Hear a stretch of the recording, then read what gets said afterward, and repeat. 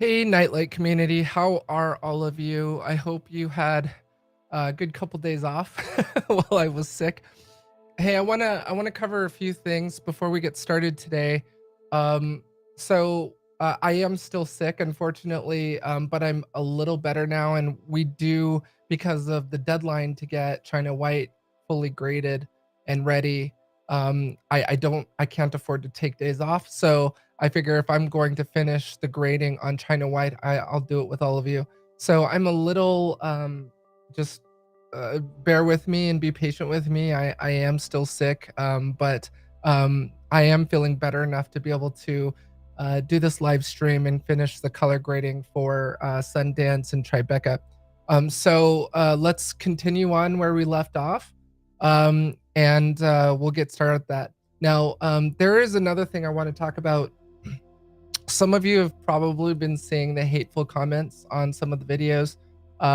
As some of you may know, I am transgendered, and unfortunately, there's a lot of hate in this world. And Hollywood is definitely not immune to that. And so we have had unfortunately, some folks come in on some of these videos and make some attacks against me for my gender identity. I really don't know what my gender identity has anything to do with color grading.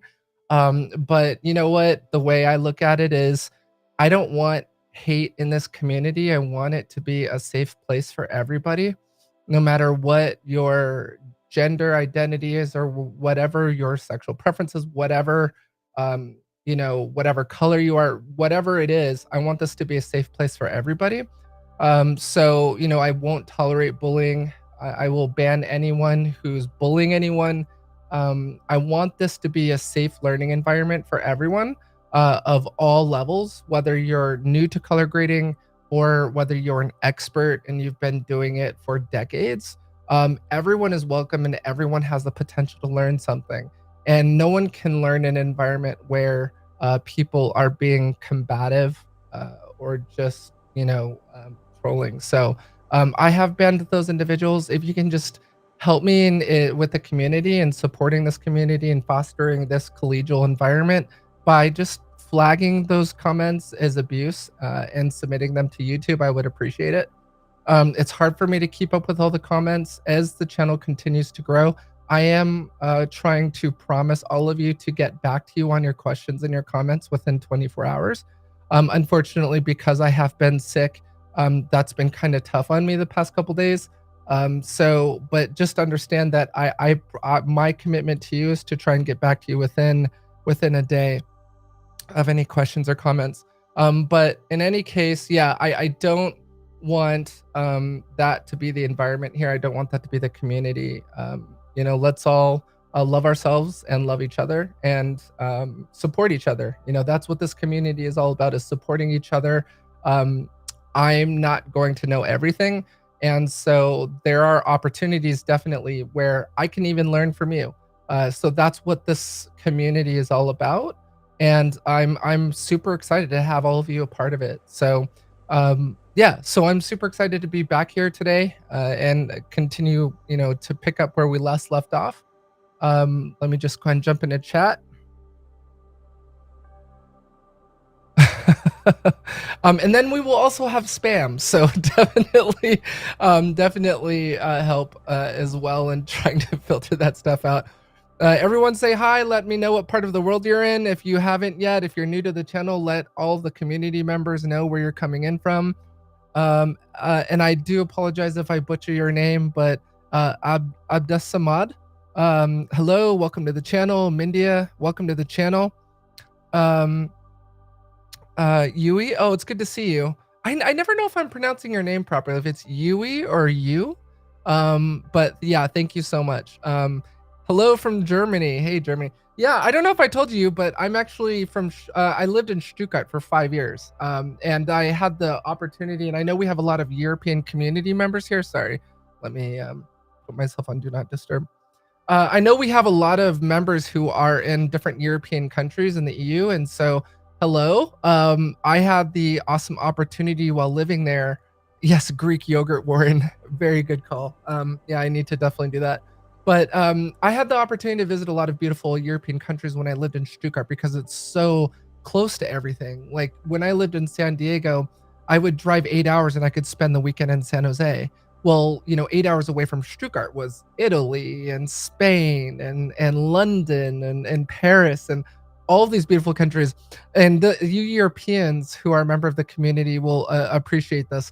I'm always telling people in the United States, you just don't know what old is until you go to Europe. Like we get all excited over buildings that were built in the 1800s, but if you go to Europe, you'll see stuff built BC. So there's a lot of things outside of this country that are just so beautiful and so old.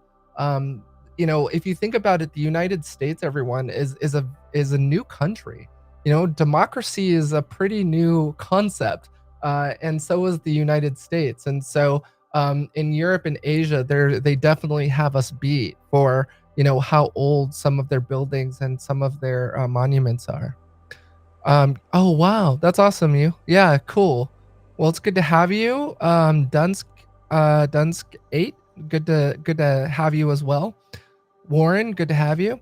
All right, everyone. So yeah, let's go and get started. I'm super excited to cover some stuff today. I'm actually going to be covering some new things. We're going to be talking about the timeline tab in groups, and that's outside of groups as well. But we'll be talking about the timeline tab, and I've been getting multiple comments for more conversation around groups as well. So let's go ahead and talk about that. All right. So first and foremost, I want to talk about ShotDeck. All right. So we've talked about this before. Hopefully all of you can see that. But one of the things that I want to show you, and this is a perfect example of that, where we have this hero shot, right, of Anna. And the first thing that I taught all of you is we need to first want to make sure that the luminescence is right. I feel like it's pretty well exposed. I'm looking at my scopes right now, an Omniscope. Let me drag that over. I'm feeling pretty good about this, but I mean, we definitely can white balance this, right? Well, when I white balance it, if I go to white balance, and let's say we do an auto white balance just because, work smart, not hard, right? We're a big fan of that on this channel. Look at that. Now, at first glance, you might be like, damn, Alyssa, that's like super warm, super yellow. How can that be white balanced? Well, okay, so let's first find what we're going to white balance against, right? All right, so let's do that. Let's go here. And let me see. Oh, sorry. There's an automatic white balance button right there, or we can be selective about it. Let me just reset no grade. All right. There they are. I was looking for the RGB values. I'm like, where the hell are the RGB values? Okay, so what we obviously want to find something as close to 255, 255, 255 as we can. There's a 228 right there. Again, we could use her eyes, but I told you that I don't really like using that because of the red veins in the eyes. We have the possibility of getting some red in there, but this one's 228. This one's 178. But if we go, 179, well, let me just make sure. Let's turn that off. Let me make sure that there's nothing affecting this. Oh, yeah, it's this. Sorry. All right. So I'm gonna go back to pre-group. So, at first glance, if we go in here and we white balance against, let's say, let me go 208, right? Right? That feels a little too warm, right? Or we could go in here and we can white balance against that. This is 246, right? But if we go against this, right, it's a little warm. But here's the thing. If we go to ShotDeck, remember I taught all of you about ShotDeck? If we go to, like, for example, if we set some filters for exterior and then we set time of day sunset, if you think about it, sunset is pretty warm, right? So they're clearly outside. The cartel family is in the backyard. And if you look at, for example, this picture, we've got really warm skin tones over here, right? So just because all of a sudden you go from, this, which is definitely really cooled off, to something like that, it's not necessarily wrong. This is why I'm always telling all of you, if you want to get some ideas for look, go to ShotDeck, and ShotDeck isn't an expensive membership, right? I think it's, what, $20 a month? I don't know what I pay, but it gives you an idea on what you can look for with looks, right? So, there's another sunset image, again, very warm, right? So it gives us an idea on how to actually modify this, right? I could then go in here and then take my highlights and I can make them more orange, and then I can cool off my shadows, right?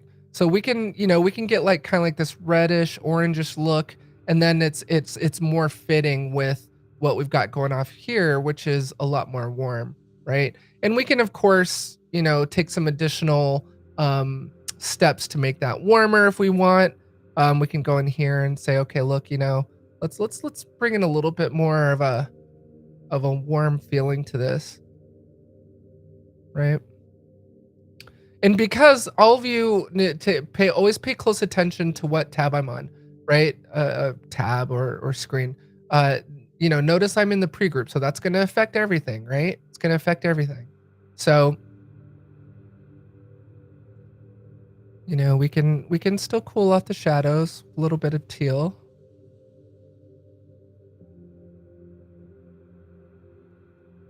Okay. And remember, because we're in our HDR wheels, we're color space aware. And also remember, I taught you how to use zones. If you want to try and, limit your zones to, for example, just maybe the shadows, lights, and highlights. By the way, for those of you who messaged me and told me that you bought the mini panel, awesome, congratulations.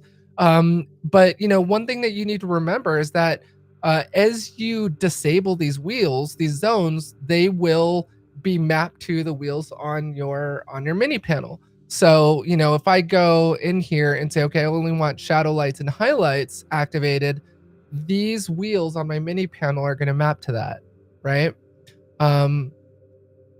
So just something to think about. And then remember, also, you can modify your zone. So if I wanted to, I could go in here and I can say, hey, look, I want the lights to have a little bit more space. I can actually drag that over and have it affect a lot more of the image.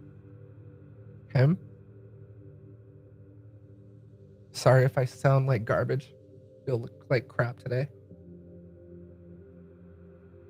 I'm pretty sure it's not the vid. I think it's just a cold. I think I picked it up maybe on the airplane on the way back from New York. Anyway, so yeah, so we can go in here and, maybe we want to, like Alyssa, I think maybe we should make it a little bit more warm. We could do that. All right. A little more warmth in there. Oops. Sorry. I'm on my shadows. I do that a lot. All right. There we go. Don't forget, everybody, you have these arrows up here to switch between the different HDR wheels. Okay. And you can also add your own custom wheel. I don't know if any of you are aware of that. I think I covered that in my last video, but you can go over here and actually create a new zone and create your own wheel. It's really, the HDR wheels are really robust. They're super powerful. You can do a lot with them. So here, you know, I can go back to my lights, and I remember what I told you, your skin tones are going to live in the lights. And we can, you know, we can make that a little bit more warm. Or we can cool it off. Or we can make it a little bit more warm. But let's make it a little bit more warm. I like that. That feels like sunset, everybody, right? Okay. So, I feel good about that. So now that we are out of our pre-group, let's go to our group level. I mean, our clip level. And then I'm going to right click on here, apply grade, and I'm going to apply my latest tree. Okay. I want to talk about this for a minute. Okay. So one of you reached out to me and asked, hey, look, have you ever put your looks in your timeline tab? So for those of you who are trying to find and understand the distinction between the post group and the timeline group, is the timeline group will actually affect every clip in the entire project, right? It's not group specific, whereas the post group will apply to every clip in the group. Now, one of you asked if it was possible or if I'd ever moved the looks. You know, I've got this look node here. I could definitely add a look node here. Okay. Let's connect our in and outs. Okay.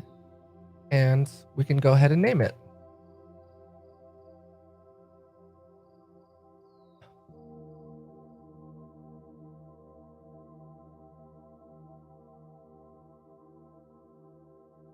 Go and name it. So now anything that we apply here for a look will actually be applied to the entire film. And I'll show you why this is so yellow.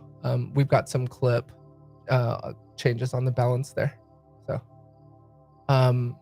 but you know, one of the things that I want to make sure that all of you are aware of is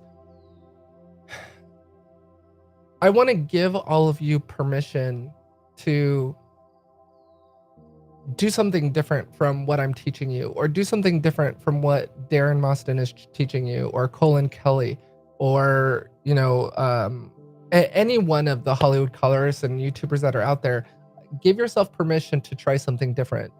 Use what, you know, any one of the influencers that you follow as a foundation or a basis to start from, and make it yours. You know, download my latest node tree if you know you want, off of the Night Studios Insider Forum, and make it yours. You know, come over here and say, you know what, I want to establish a single LUT, or what's called sometimes in the TV industry we'll call it show LUTs. So Night Studios actually shoots with the show LUT on the camera. Now we don't bake the look in to the actual clips, but we will use it as a display LUT. So if I have my co-producers on set, or when I'm monitoring it, I can see kind of what it's going to look like in the final grade. And that's called the show LUT. And so we can actually take that show LUT and we can apply it as a look to the timeline level. Now, just because I've gone in here and said, hey, everybody, I like to keep my grades and my looks at a clip level to give myself more granularity and control over an individual clip, because I may not know how this look is going to apply to every single clip in the scene. And also remember, folks, you know what that's also going to do? If you apply a look at the timeline level, guess what else it's going to do? It's going to apply it at the on the stock video footage that you've got. So if you have anything in there that doesn't react well to that LUT or to that look, you've got a problem. So, you know, you're going to hear me say this time and time again, but I never like to say that there's any rule for anything. It's like me giving you a blank piece of paper and saying, hey, community, color something. but make sure not to break the rules. And here's this rigid set of rules that you need to abide by. Don't do that to yourself. Don't handicap yourself by thinking that there's any kind of rules or right or wrong way. There's clearly, what looks good. There's something like, oh man, that's clearly not white balanced, or that look may just look bad. Maybe you pushed colors too hard, or oversaturated. But you know what? There's feature length films, amazing, very successful feature length films that have oversaturated looks, right? We've talked about that. So look, there is no right or wrong. There's just what looks good and what works for you. So, yeah, I mean, do you. If you want to put your look at the timeline level and make that your thing and do all of your color correction and color grading, all of your color correction at the clip level and move all looks to here, to your timeline, then do that, or do it at the post clip level. I've met with some Hollywood colorists that put their looks in the post group level. There's just no right or wrong way, and all of you need to remember that. And if anyone tells you that what you're doing is wrong, everyone's got an opinion. That's a more politically correct way of what I like to say, but everyone's got an opinion. And it's up to you as far as whether or not you take that input as something that changes your standard operating procedure or your modus operandi, right? It's whether or not you let other people's opinions change you. But what works is what works for you, right? So, could I apply a look here at this level? Sure, I could. We could do an orange and teal. We could do the printed look. We talked about that. So, I could go in here.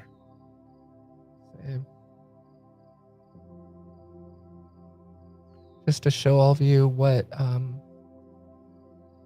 the printed look would look like on this clip.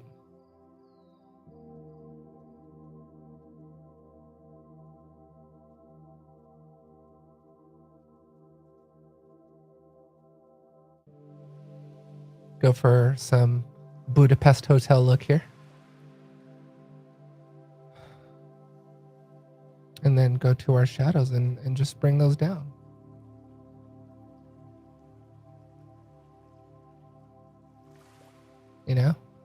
I mean, I like the printed look. I swear, one of these days I'm going to do a printed look on an entire series. But I mean, there's could we do this at the timeline level? Yeah. Watch what's going to happen. So I can apply this at the timeline level, and everything is going to adopt that look.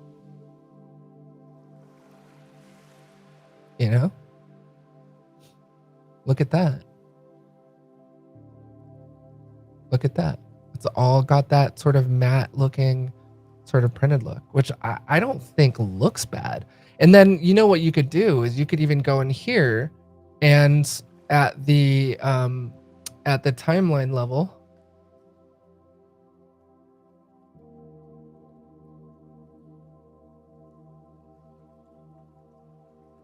and add some film grain.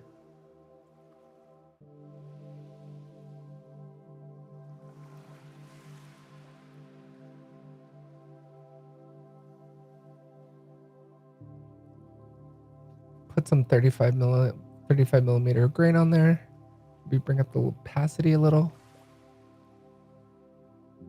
I've seen people overdo it on grain, by the way. Don't be one of those people. But we can. That's definitely overdoing it. See what I mean? You can't really see that in this window, but when I blow it up, it looks awful. So just be careful with the film grain. It's possible to definitely overdo it. I mean, even just the default settings for 35 millimeter grain looks fine. I'm fine with that. But look, I mean, it definitely does that. On every clip, which shoot, I think this looks great. Maybe and you notice how this clip is a lot more whatchamacallit. It's a lot more. Yeah, let's first fix that. It's not as contrasty because the others, I can go in here and I can actually bring those shadows down a little bit more. And then, the clip level, we can also, I know it's not labeled properly, but we can also bring up the contrast maybe.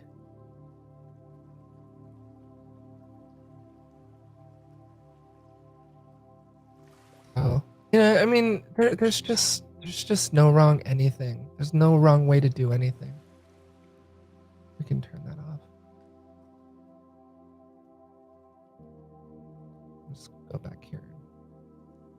Need to stick to what we're doing here. I don't want to get too distracted, but that gives you an idea of what's possible. All right, so hopefully that taught some of you something. Just don't listen to.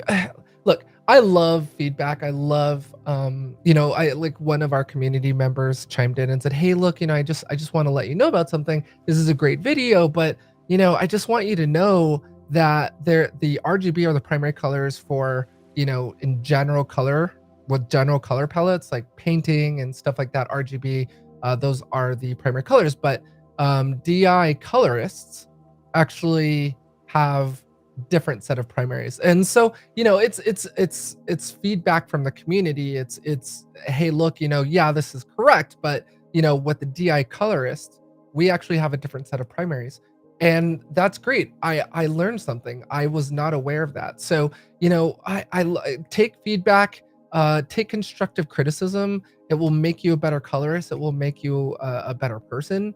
But that doesn't necessarily mean if someone comes back to you and says, "Hey, you know what? The printed look on that looks awful. Don't use the printed look."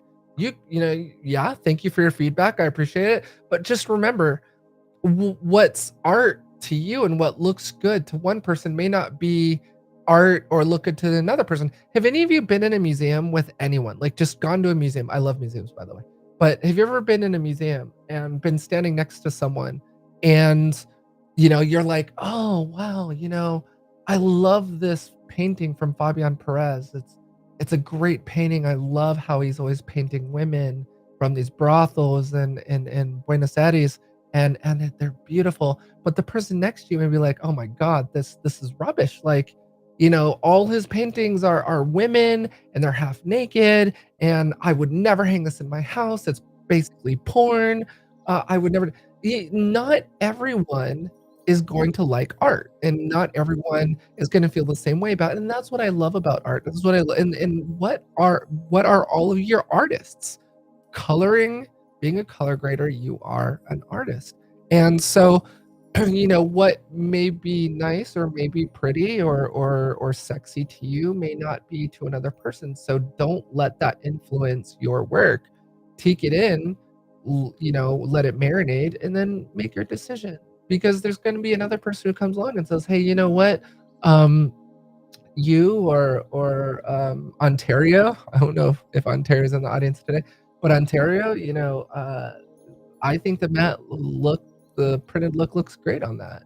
Keep it. So anyway, all right, I'm talking too much. I'm starting to get dizzy. All right, so look, so we just finished the color balancing, the white balancing on this.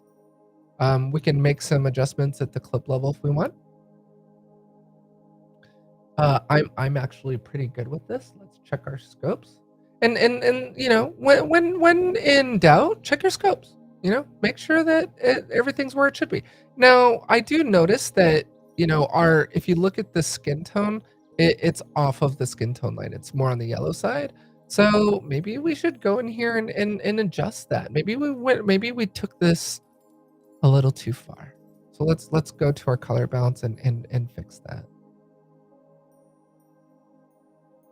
Maybe we pushed it. Let's bring some red in, maybe. Move it a little bit more towards the red line.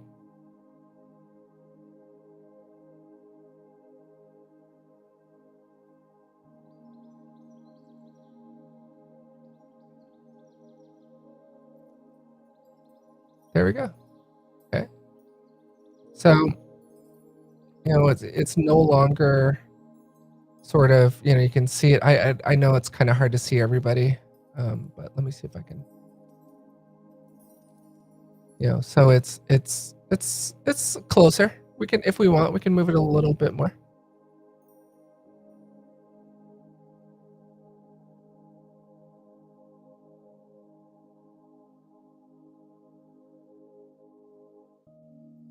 Now that's definitely too much, but maybe we bring in.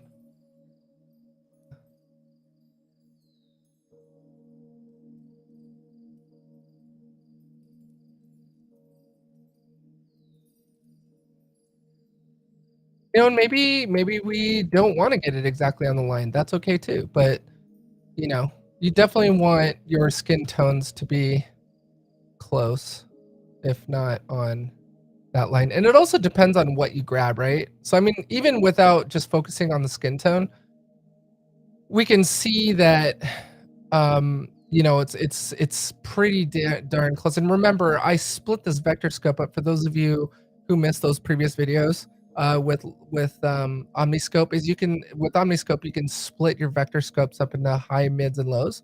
And this is just the skin tone line. So we don't have to do this and like focus on it, because remember, this is just grabbing skin tones. So I mean, I feel pretty good about this. It's basically pretty much on that line. I feel like if we bring in any more reds, it's gonna just be too much.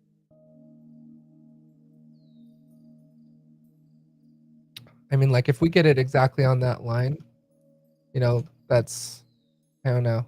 It looks almost too magenta, right? That feels kind of good.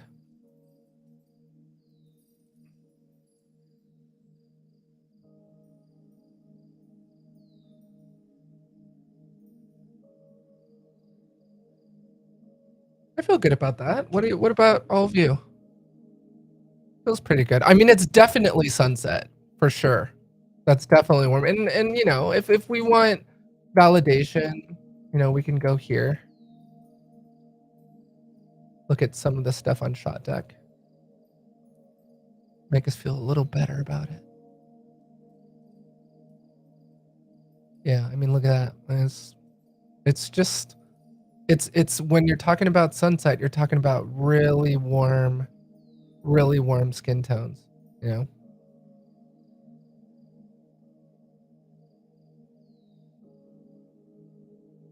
What movie is that? Babylon? Any of you see Babylon? Never saw Babylon. It always pops up on my feed though. So yeah, I mean, I feel good. I feel good. I feel good. Okay. So, we can come in here and maybe bring in some contrast.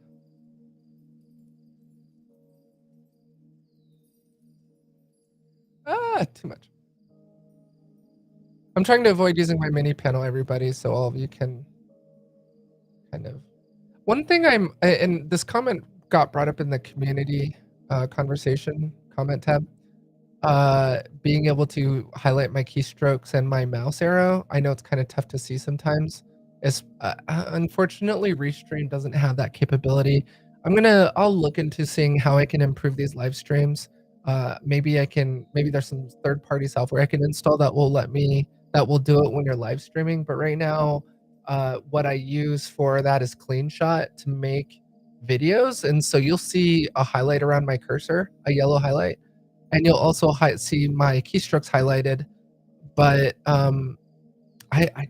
Restream doesn't support it, so I'm gonna have to look into some software that will let me. Unless all of you know some software that will do that. But I like it. I'm feeling good about this. It's very buttery. I don't know what you all think. Let me know what you think. What do you think? That looks good, right? The other thing that I want to let you know about is obviously with the depth maps, you're not going to be able to do that on the timeline level. Obviously, I think it goes without saying, because how are you going to depth match a shot and then have that apply to every single shot in your timeline? All right. We might want to draw some attention with our spotlight to our main talent here.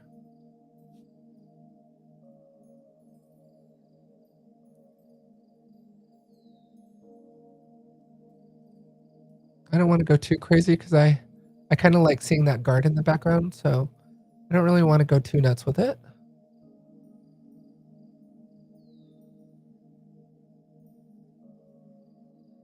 I think we can kind of darken that. So it looks like the sun is kind of beaming on our talent. That looks good, right, everybody?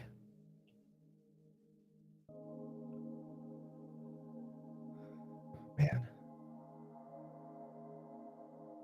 All right. All right. I don't know what you all think, but I think we should move on to the next one. I don't really see anything wrong with this. Oh, by the way, everybody, I wanted to bring this up. I don't know if you remember this office scene, but originally I had used depth maps, and then some of you may have caught it, but I didn't notice it until later, until the live stream ended. But we'd actually grabbed some of the wall, and so I actually ended up moving to qualifiers. And I was thinking, for order of operations, I think kind of going less restrictive, meaning drawing a line around something, that qualifiers should actually come before depth map and before masking. That, one of the things I really don't like about masking and depth map is you're trying to isolate a particular part of the image with lines, if you will. Whereas with qualifiers, you're keying, right? You're trying to grab a specific area of the image with based on their color and their luminescence.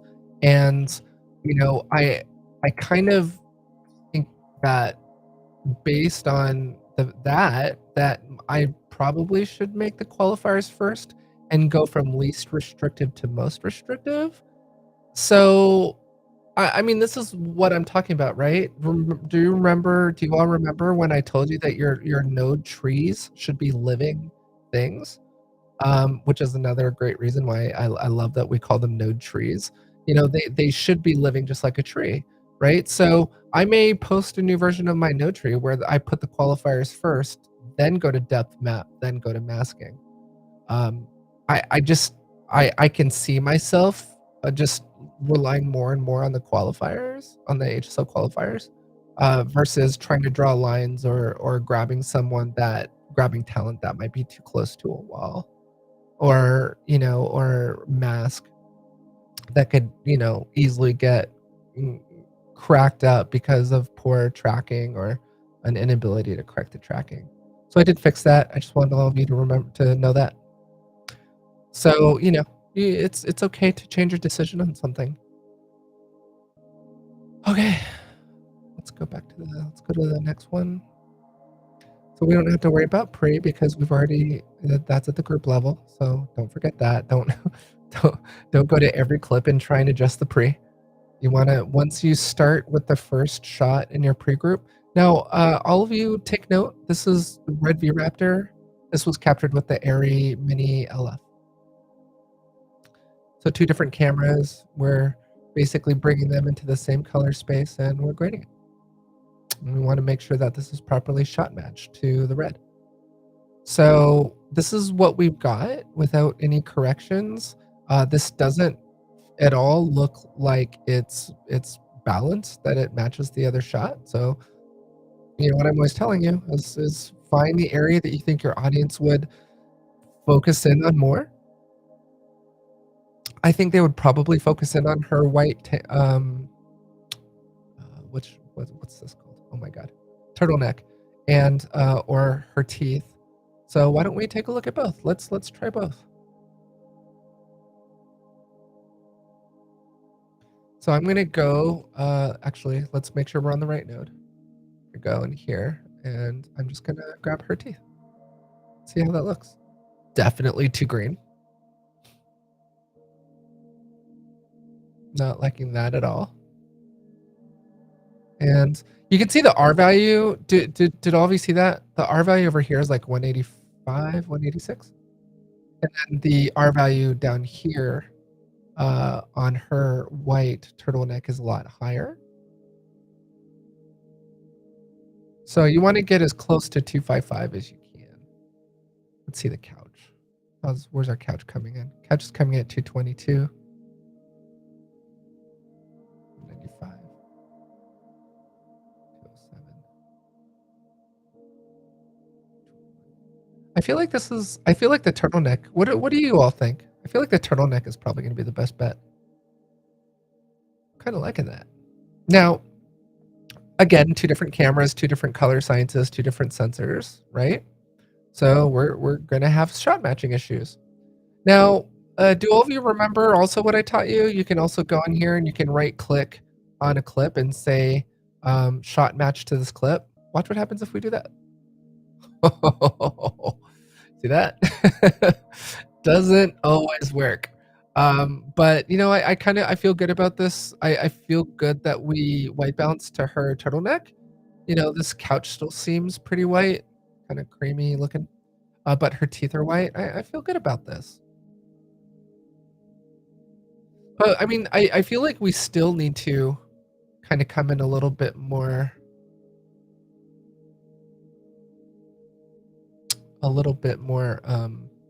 red or orange on her skin.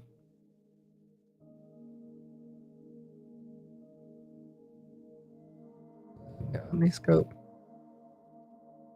Oh, by the way, okay, so I think I have an idea for how we can bring Omniscope into this live stream. Omniscope allows you to run it on a dedicated computer.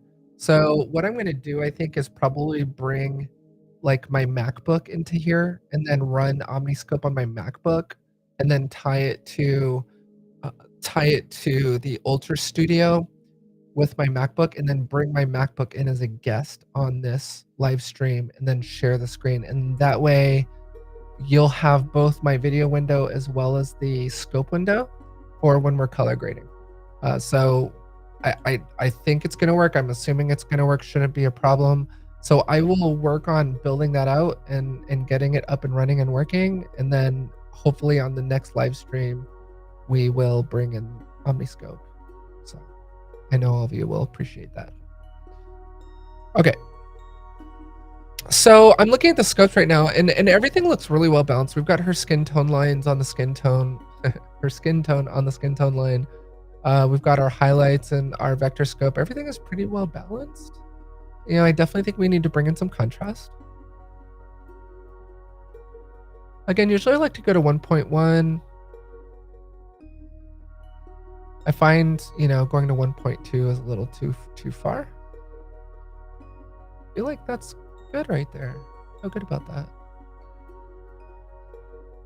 Okay, now one of the things that you are going to want to deal with is when you're dealing with female talent, when you're dealing with let's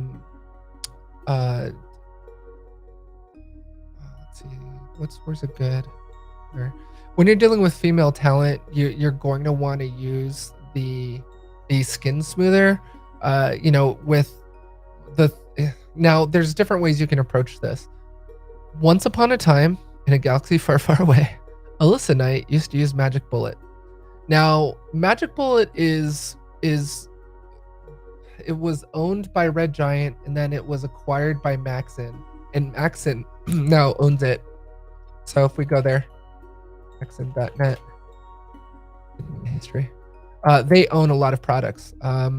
They own Cinema 4D, but they had acquired Red Giant, and you can get a full subscription, which gives you access to all of their products, all of their tools. Here's the thing about Cosmo 2. Now watch what happens. I'm going to put it on the Colorist tab node. And what it wants is a skin sample, right? So look at that. All right, it worked, right? So it definitely smoothed out her skin, and I can adjust that, right? I can make it look absolutely ridiculous and fake, or, you know, I can bring it back and make it look a little bit more realistic. Now, what can all of you tell me what the problem is with that? Hopefully it's pretty obvious. We sampled her skin, right? Do any of you know what the problem is here? What happens when we have a situation like this and we have, you know, someone who is you know, someone we have a male talent mixed with female talent. What's going to happen is once I drop Cosmo 2 on here and I sample her skin, guess whose skin is also going to get given that airbrush look? it's going to be our male talent. So you want to be really careful with that. I'm not going to say anything bad about this, but I mean, it's a great plugin, but you have other options. Now, if I reset that node grade and I come in here, and all of you guys and girls have seen me talk about this before, but face refinement. Now, the neat thing about face refinement is it's going to automatically detect the face. And the neat thing about face refinement is it will actually allow you not only just to adjust the skin, right? The smoothing, so I can smooth the skin out. But watch this, everyone. Can any of you tell me what's wrong with this image? It starts with an E and ends with I.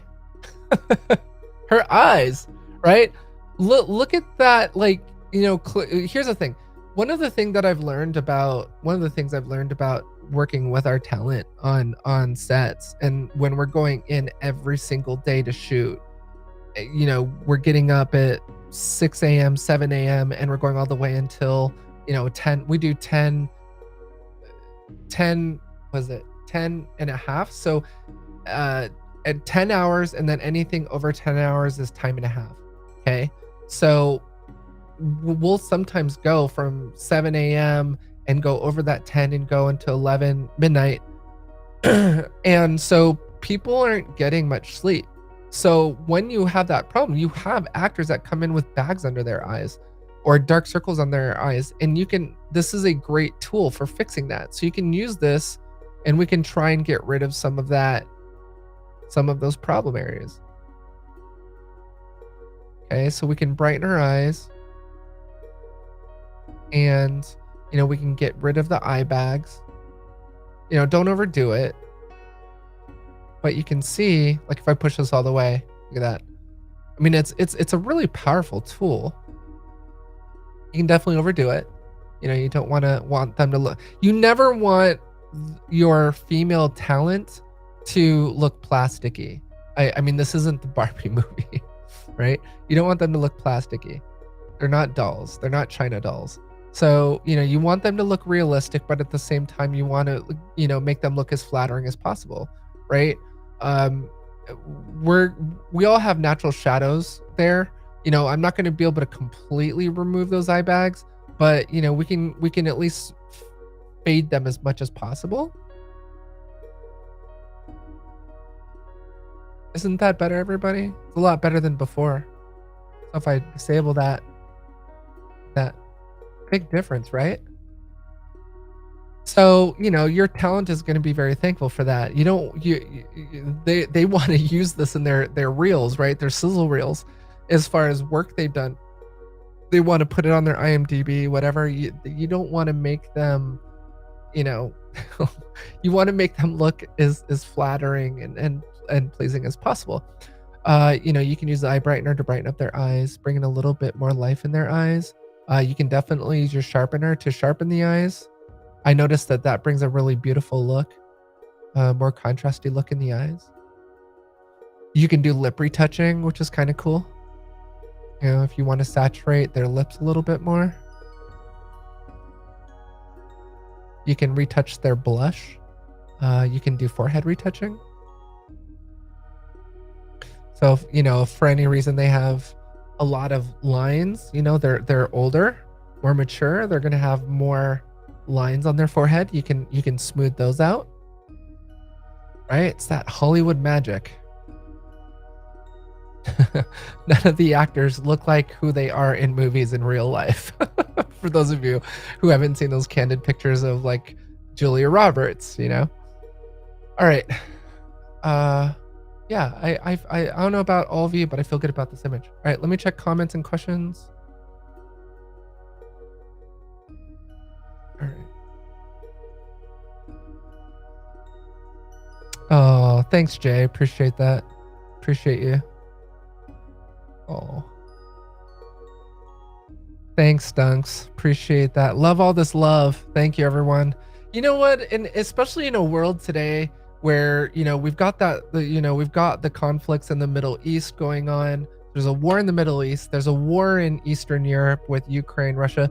I don't know why anyone would want to spend their life spreading hate. And, it's just, this world needs more love. I promise I'm not going to get too hippie on all of you, but I just don't understand it when I see it, because I would just never want to live that way, hating anyone for any reason at all. I don't understand it, but yeah, no, I appreciate it. And like I said, I kind of feel like it's good when we identify people that are like that, and it's good when we see that, because we now know they just don't belong in this community, and we can take care of it.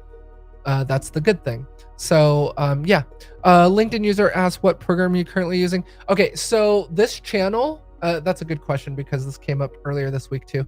This channel only teaches DaVinci Resolve. Okay, it is the most common. I'm not going to say it's the only. So, trolls, put your guns down. I'm not saying it's the only, but it's one of the most commonly used platforms for color grading in Hollywood. And as all of you can see, we've got an edit tab, right?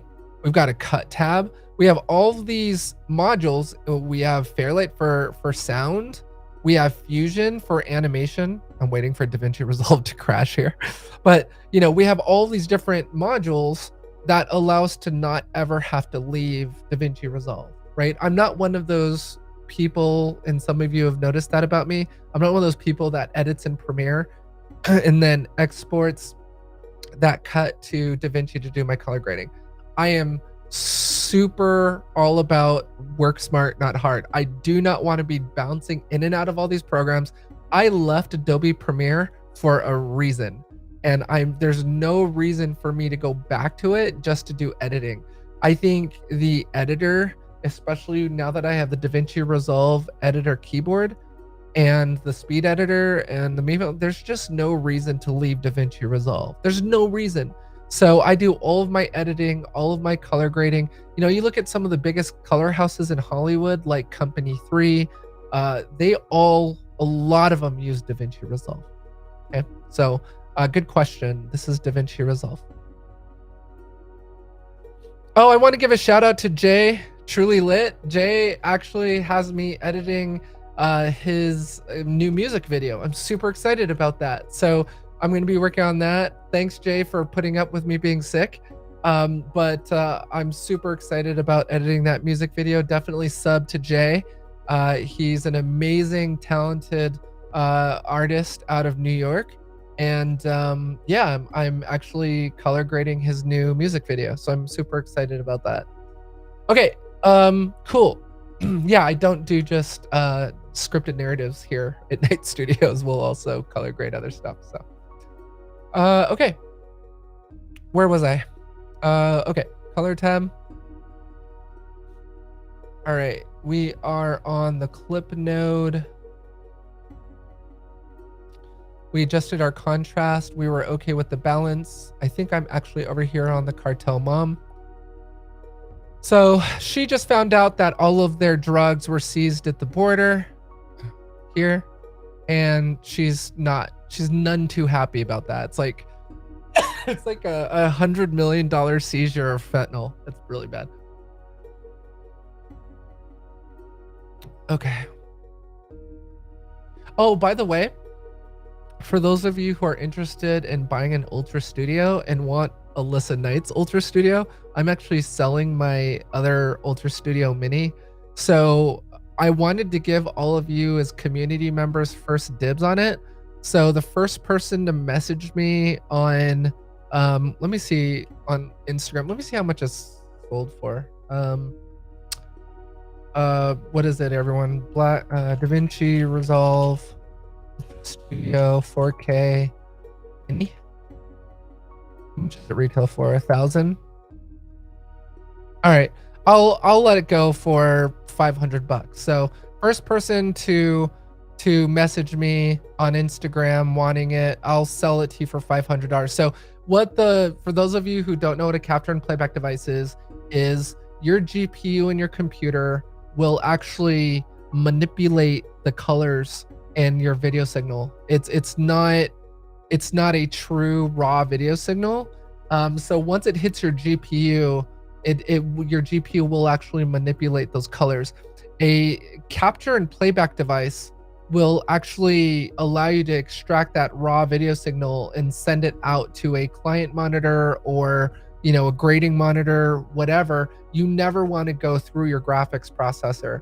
You never want to go through your GPU. So the capture and playback device, specifically the Ultra Studio, will extract that raw video signal, giving you a true raw signal from from that video file, right? So I'm actually using the Ultra Studio 4K Extreme 3, Ultra Studio 4K Extreme, and so I'm using this one. So once I bought this one, I decommissioned the Mini. The Mini is just as powerful. It's just not rack mountable. So I mean, this thing's unbelievable. If you look at the back, it's got in and out. It's got SDI, HDMI. So it's got all the ports that you'll need, and it's actually Thunderbolt. So for those of you who are interested, I will let mine go for $500. I'll even autograph the bottom of it for you. Just kidding, unless you want me to. But yeah, you'll get the official Listenite Blackmagic Ultra Studio 4K Mini Thunderbolt 3 capture and playback unit, and it's super small and compact. So for if any of you like to edit or color grade on the go, throw this in your backpack with your laptop. You're good to go. Oh, by the way, Omniscope actually supports the Ultra Studio 4K Mini. So it doesn't just support my Extreme, it will support the Mini as well. All right. Sorry for that short interruption. All right.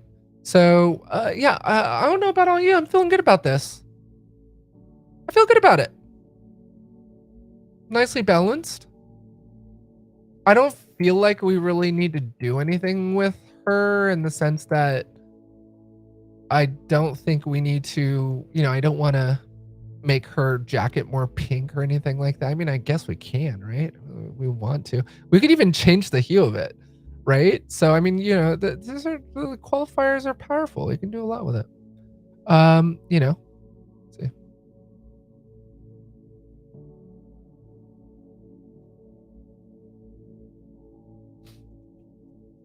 See what we grabbed. And we can pull that out. And then we can go in here and, play with it. A versus sat. Both like pink, purple, and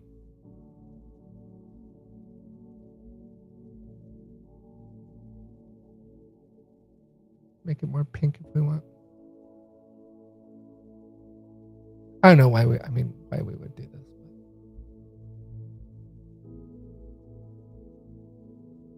I don't know. Ever. Her jacket needs to be more pink. I don't know. We could do hue versus hue.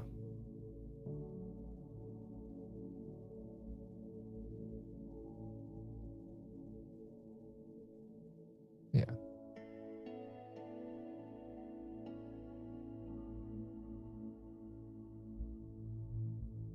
Play with it. I don't know. Whatever. I just, I don't see a need to. We'll leave it alone. All right. So, what we could do is we could pull some attention on her.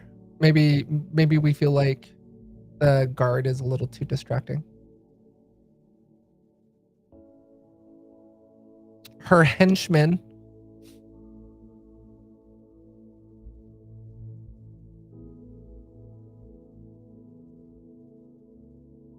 Maybe darken it a little. Make those bokeh balls. Love bokeh balls. Make those bokeh balls come out.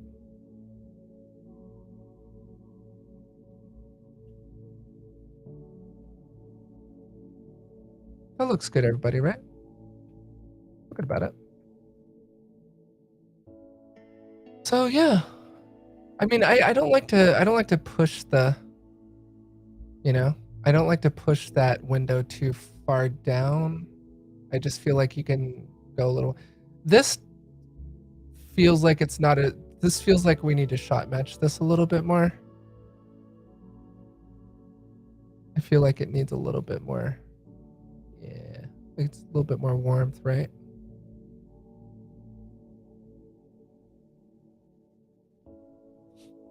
By the way, I'm trying to avoid my printer keys and my panel by using my mouse so all of you can see it. But definitely use whatever you've got available to you.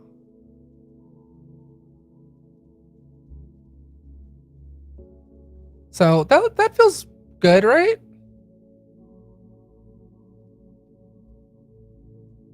We can do a split screen.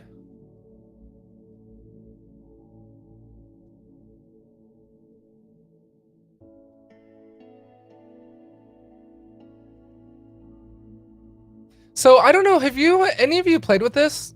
It's actually pretty powerful. So you can go into what's called split screen mode, where you can look at two clips side by side. So if I wanted to, get this, you can see what I'm about to do, right? I can pull this and save it and then import it as a still and then put this side by side. And then believe it or not, I can then take my scopes and compare the two. But as you can see, Omniscope actually supports this as well. So, you see this line kind of happening right here. But it gives you an idea, hey, you know what? Are my shots shot matched? Well, guess what? You don't have to rely on just your eyes. You can rely on, you can be more scientific and rely on the scopes. Right? So, you can tell maybe our blues need to come down a little bit here on the right on that one. Sorry, I'm gonna have to use my keyboard. I'm gonna hold down the Option key while I bring that down just a little. And you can see I kind of brought those blues down a little bit more. They're more in line with each other. But it's super. Just one of the things that you need to remember is DaVinci is full of a lot of secret little areas and secret little options that don't be afraid to play with them. That was, I think, when I first started as a colorist, that was one of my things that I kind of was afraid of the most, was just playing with too many things.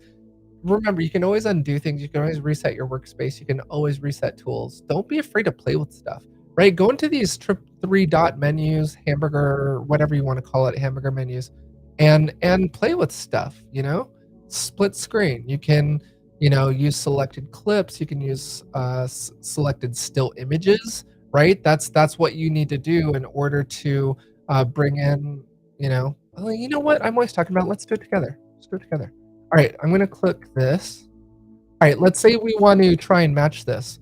By the way, I used this in Ransom. When I was color grading Ransom, I brought in this image from, did any of you see that that show or movie called Girl with the Dragon Tattoo?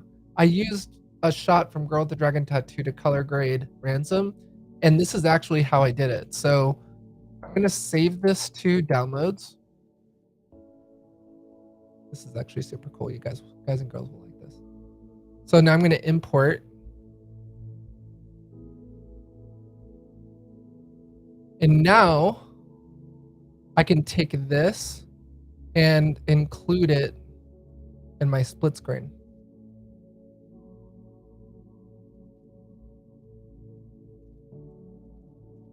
Oops. Why isn't that showing?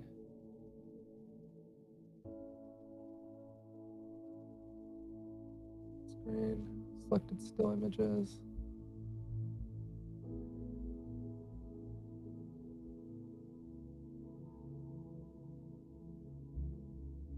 Oh, why isn't that? Oh, is it because hold on one second. Maybe it's because of where I put it. Let me delete that.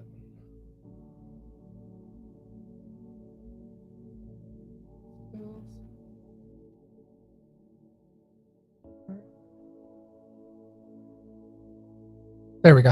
Yeah, you have to make sure you don't put in pack already. That's what was wrong. Okay, so if I take this, right, now I can go here and you can see I can now grade against, this shot. So, you know, you can grab a still from pretty much anything and grade against it. Um, so it's just something that you know how to do. So I can go back to selected still, selected clips, and then compare those two. But yeah, let me delete that.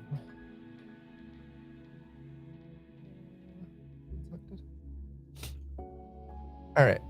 So I mean, these look pretty similar, right, everybody? I don't know if you disagree. These look pretty darn close. So I think we did a good job shot matching that. So now, because this is the same angle, right? We can easily go over here because I think she's pretty much sitting right next to him. Yeah, she's sitting right next to him. So if we want, we can right click here and say apply grade, right? So we don't have to spend as much time. Now clearly we can see that spotlight. Let's fix that.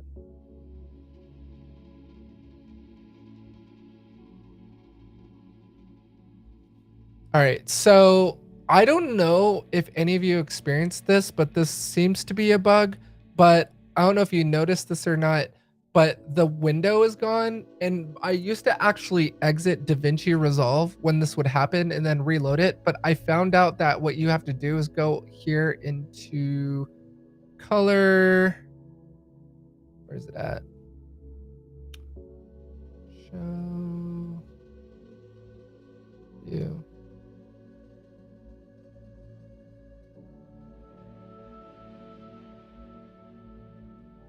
We want the power window.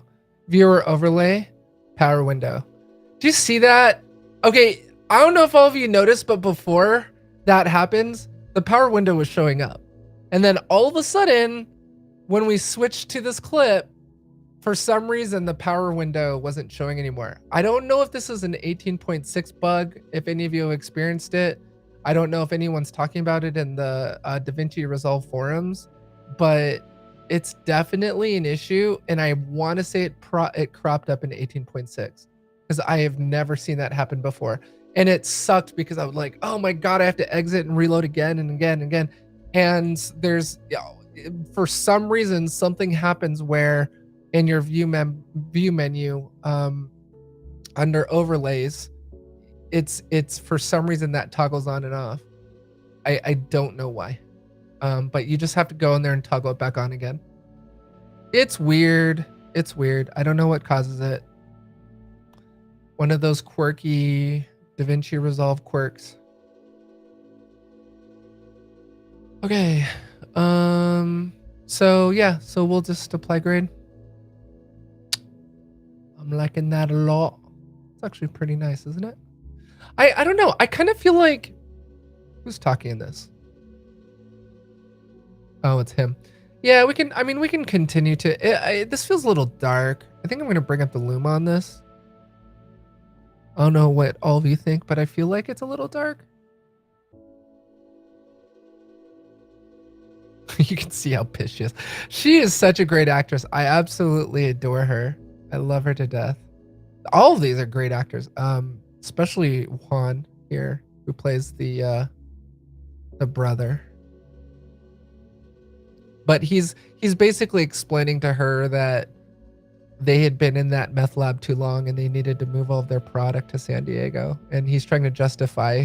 She wants to know why the hell there was $100 million worth of their product in a in the back of a Hyundai, basically, and in the back of a car. And he's trying to explain why he made that decision. And you could see Anna just kind of staying out of it. Kind of funny.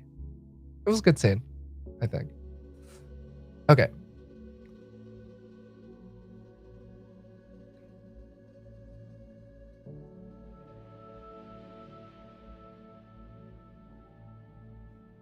I don't think the sun moved at all. I think this is pretty good.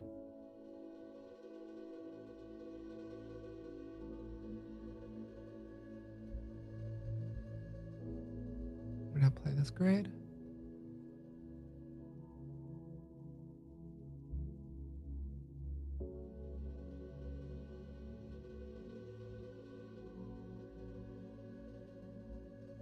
All right, so we see that Anna is talking, so we should probably put the spotlight on her.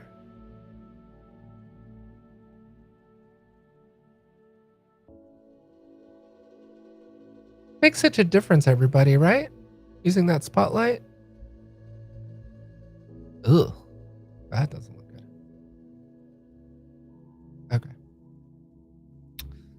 That's better. So this is when she's like, her evil comes out and she's like, okay, send our sicarios after them and have them killed. So you can see here the hitmen are coming in to have the families of these DA agents killed. So we're done with the scene, everybody. It's that easy. Let's check the power window on this. Oh yeah, we got her on there. Okay. So let's see how this looks. You know what we should do? We should do face refinement on her. You know what? Let's do that. Let's do that now. So I think we did face refinement here. Yep, we did. We just need to do it here. I think she'll appreciate us for doing that. So let's analyze. Now, did you, okay. Oh, this is really, oh, I'm really glad it did this. Okay. So although I have output blanking here, everybody, you notice what face refinement did? It actually detected two faces in the scene. So it's going to ask me which face I want to highlight, which face I want to beautify. So this is really good in the case that we have a male actor here, male talent here, and a female talent. Face refinement will ask us whose face do you want to refine, and I love that about this versus Cosmo 2. Is using face refinement because it lets me select which face that I want to refine.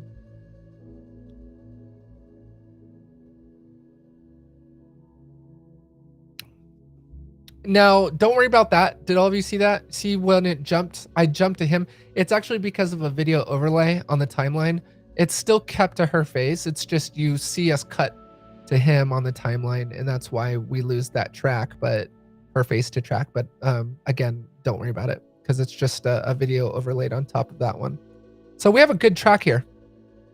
So let's find the hero image, and I like to turn off overlay when I'm doing this. I don't want anything in my way, and I'll typically kind of go full screen. Now you can do beauty automatic. I tend to just kind of jump straight to smoothing, and I like to smooth myself. Again, be really careful here. You don't want to make her look like a China doll. And do we have a shot where her eyes are open a little more? Yeah. So here, and then we should be able to get some good eye retouching going on. Bring in some highlight, a little bit more highlight. Some sharpening, some brightening.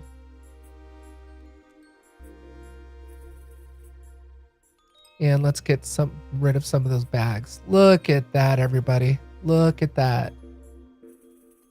How powerful is that? Oh my God. She's going to be very appreciative for this. Right? I like it a lot.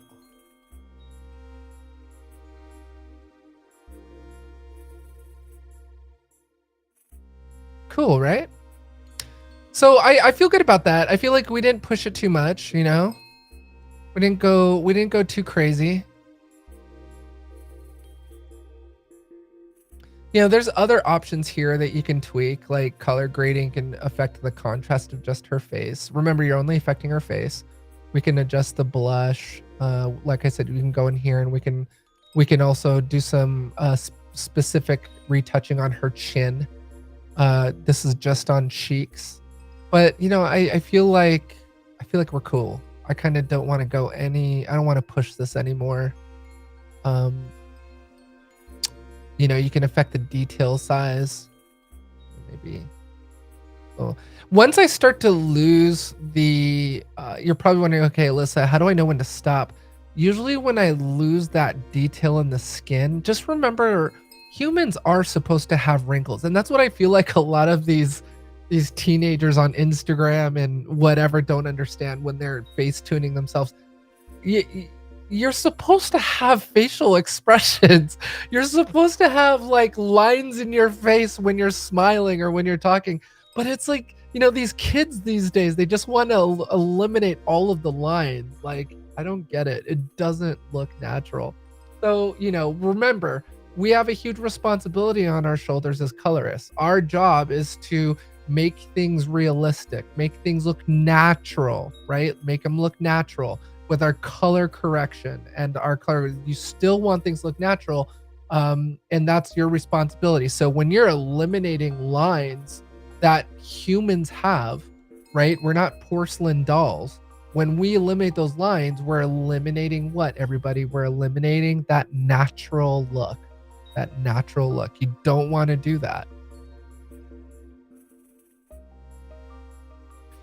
You also may offend someone, right? I've worked with, I've worked in situations where the talent was offended because, they felt like, hey, look, you made me look like someone else. It doesn't look like me anymore, right? So if I take this and I boost all of that to 1000, 100%, and I, let's go for the eyes, and then I boost that like, come on, you don't have to be blind to like know how bad that looks. I don't know, like that what?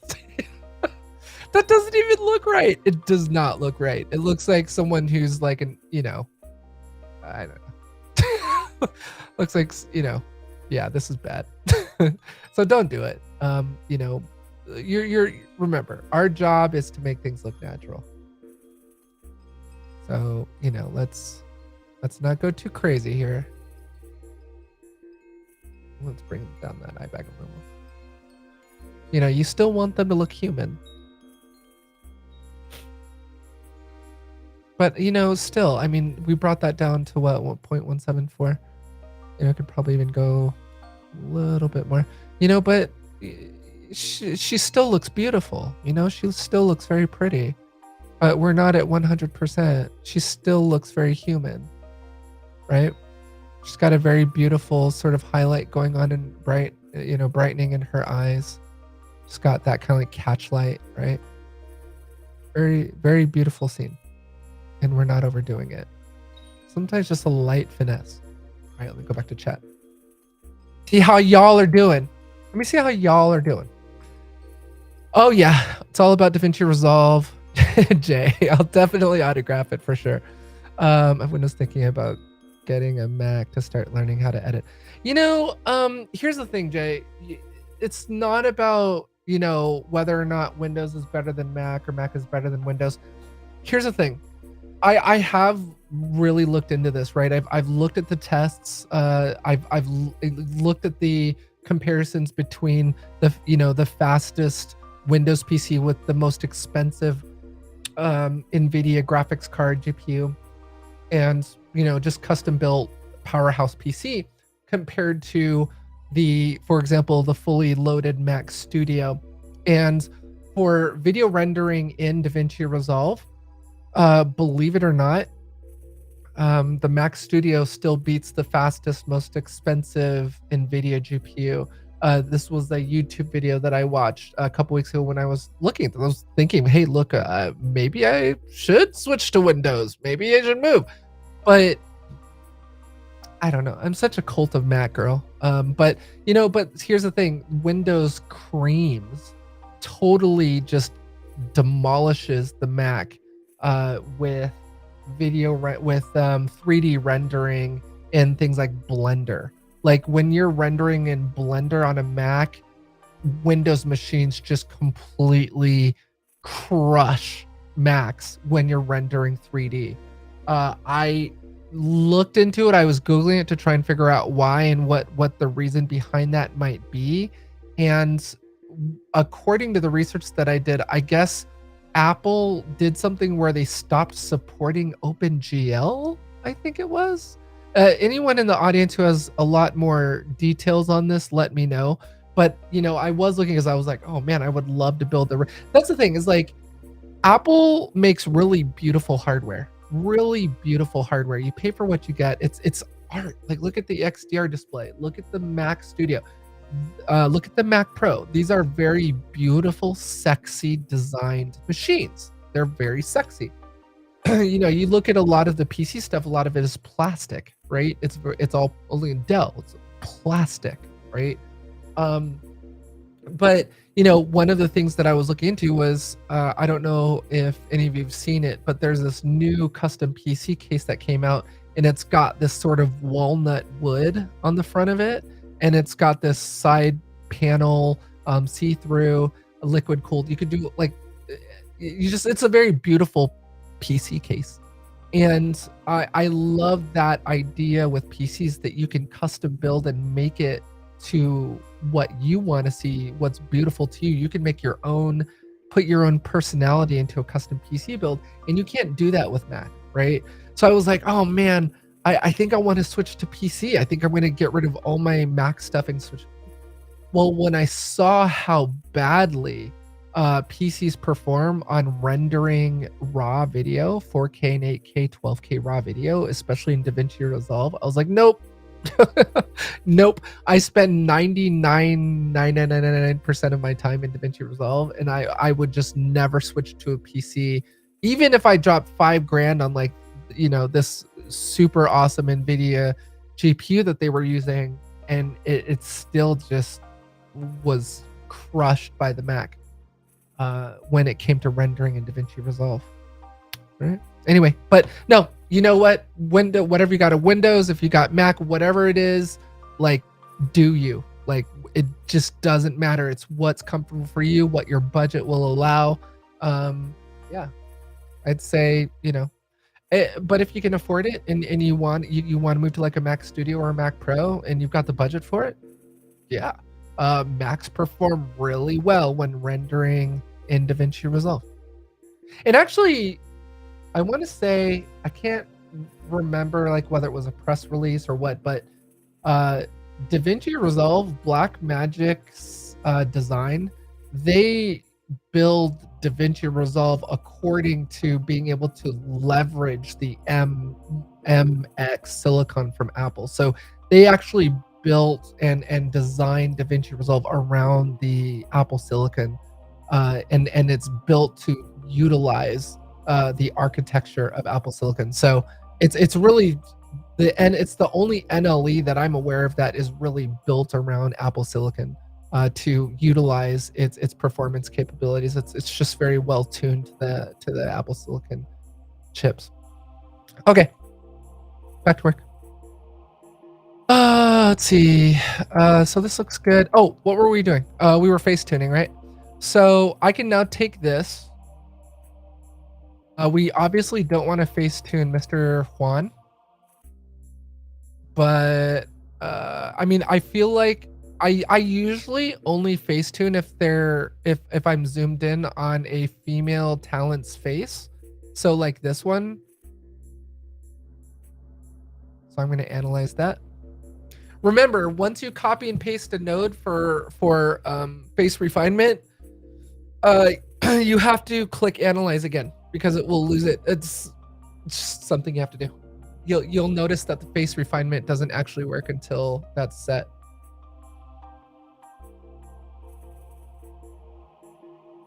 All right, so this is a different angle, different.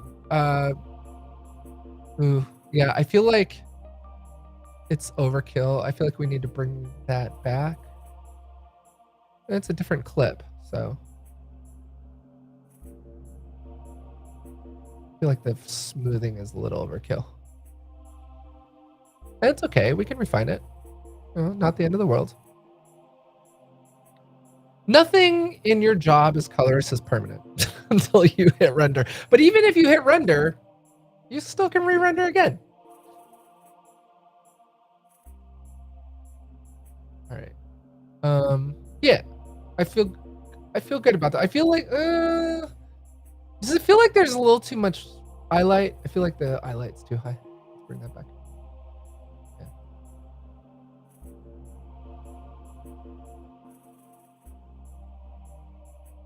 Does it also seem a little dark?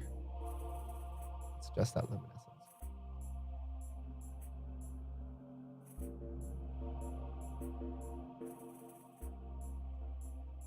Maybe the sun moved.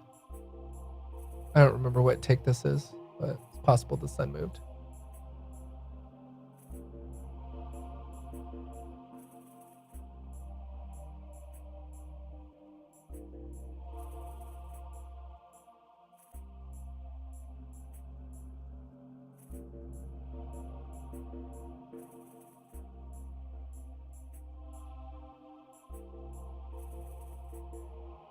Always check your scopes if you're in doubt.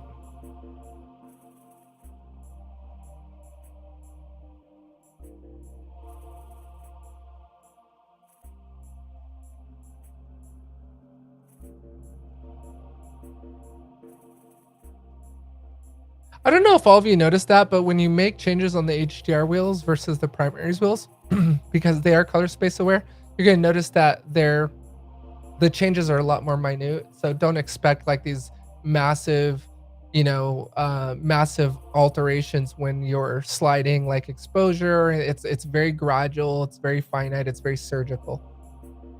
I like that word. Don't you like that word, surgical? Love that word.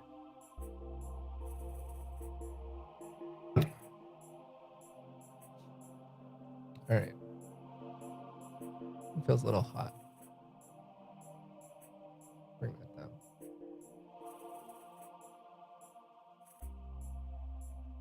Okay, so what do you think? Let's go ahead and go full view. Let's watch the whole scene. Man, we did a good job, everybody. This looks good. I'm liking it.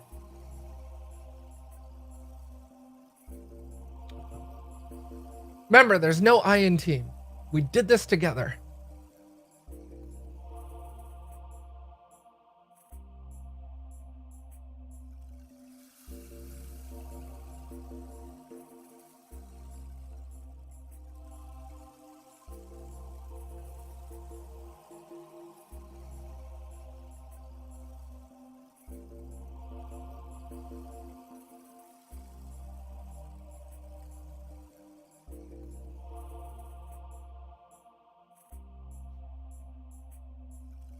I feel like that power window does a great job here of focusing on her. You know, you've got some stuff going on with Juan in the background, but still, like, it's not too distracting because he's kind of shaded out. There we go. All right. Okay, so I don't know about all of you, but this felt a little hot. I feel like we need to bring this Luma down. Because it feels like we go from like a much darker shot. Yeah, see? That's much better, I feel. And again, if we want, we can highlight both of these and go to our split view.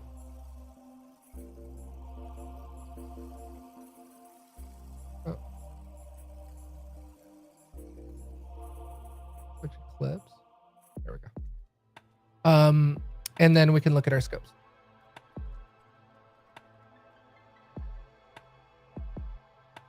Yeah. Yeah, that's better.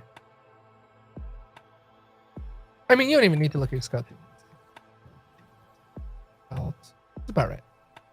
It was definitely, I feel like it was definitely too hot before.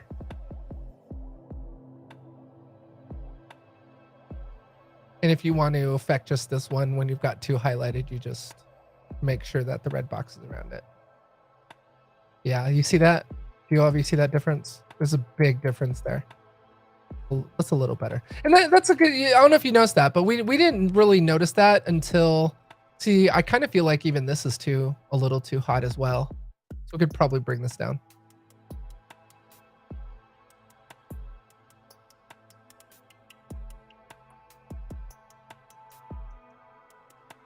Look how powerful that split screen is, everybody.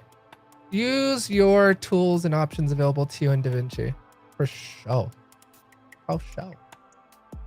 All right. Same here. Probably bring that down. And if you can tell, that Luma node really just hasn't even been touched. So, I mean, I'm not surprised that it's a little coming in a little hot. Yeah, that looks right? Feel good about it. Oh, look at that. We can even highlight more than two. So now we can look at all of them together and tell that the luminescence on all those are pretty damn well matched up.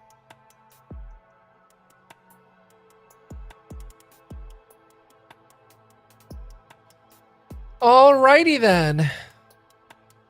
We've got this. All right.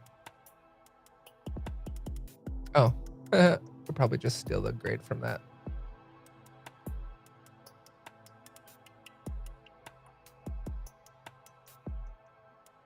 does it make sense to maybe highlight him as well? Because you know she is looking at him. I feel like we should put a power window around Juan. So let's do that. Let's create another one. So again, everybody, you know, make your tree yours. So even if you're using my tree, you can go in here, right click and add another parallel node. And this could be another spotlight node. And this is for Juan. Maybe we'll notify it. We'll label that. So Juan. And, you know, we can put another power window on there.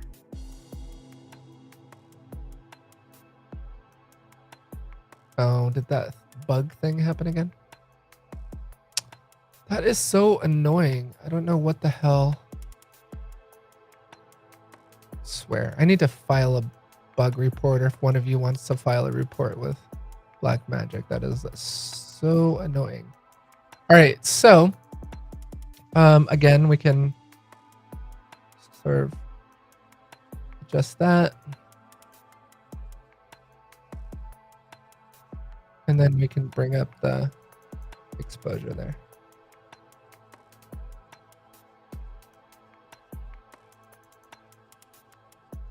Again, we don't want to make it look like there's a spotlight on him, but so we don't want to go too crazy.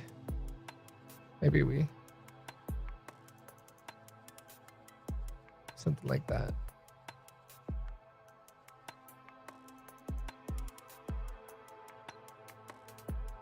It's better. You know, they've got this kind of like, because she just ordered an execution on those DEA families, so you can kind of see that there's this sort of unsaid conversation between Anna and Juan, where they're kind of looking at each other like, oh my God, what are we doing? What's happening right now? So, okay, now we are getting into the home for our FBI agency. This is Paul Cervenka. He's playing the role of, oh my God, Jeremiah Prince. And so this is where we introduce Jeremiah. Be a role of him pouring some coffee. Now, again, we're hitting a new scene, so we need to check our pre-group. So let's make sure that definitely is in place. And let's make sure we're white balanced. Check our auto white balance and see if that will give us a good starting point, at least if we don't like it. Do 220, 225. Yeah, pretty close. I'm feeling good about it. Let's look at our scopes.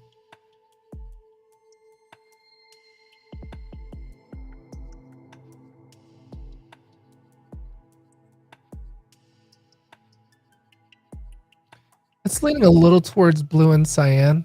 I don't know if you noticed that. Look at your highs, everybody. If you look down there, it's not really in the center. It's kind of bluish. But this is right in the middle. So again, it really depends on what you grab, right? It depends what part of the image you're looking at. Because I mean, if we go more towards his hand, look at what's happening. It's definitely more in the center. A little bit more towards red, obviously. But you know, it all depends on what you're grabbing as you're sampling. Like that's dead center. Dead center. So I mean, I'm okay with it. I mean, if you want, we can push it up more towards red and yellow.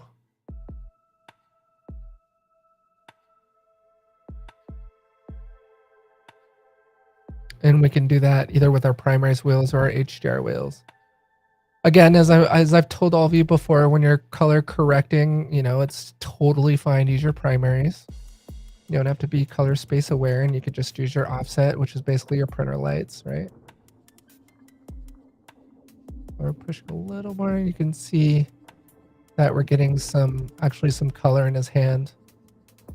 So now if you look at all those, we're pretty darn, and that's the skin tone line, and we're pretty well balanced on the lows and the highs. So I'm feeling feel a little better about that. There's nothing wrong with it. So then we can go to this one and we can just say apply grade. Oops. Yep. Oh, we're in the pre-group. Yeah. See, you'll notice I just did that. So yeah, just remember, anytime you make your first shot in your entire group, or you could go to, there's another Hollywood Colorist, forget his name, was talking about doing this and finding the hero shot in the entire scene. So you'll notice sometimes I'll use the very first shot. You could go to your hero shot instead. So, we could, I don't know, it's totally subjective, but maybe this is it, or maybe it's with both him and his sister. This is his sister. And we white balance against that. There's again, everyone has their different approach. So I can go in here and say, okay, well, here's a straight up 255. All right. And again, we're in the pre-group, everybody. So this is going to affect every shot. It doesn't necessarily look bad here either. But we used our hero image to white balance instead. And I'm happy with this. This isn't bad. Now, clearly, like if you look at this, we're going to need to adjust the luma on some of these, but it gives us a good starting point.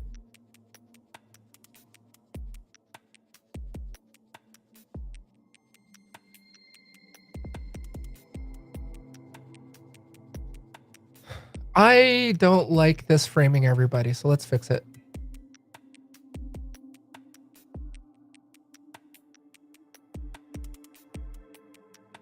Rule of thirds, everybody. Rule of thirds.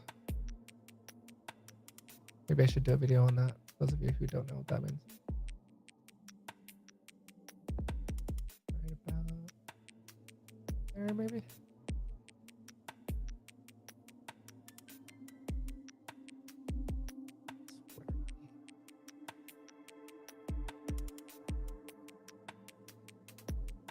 Right at the crosshairs of the first third.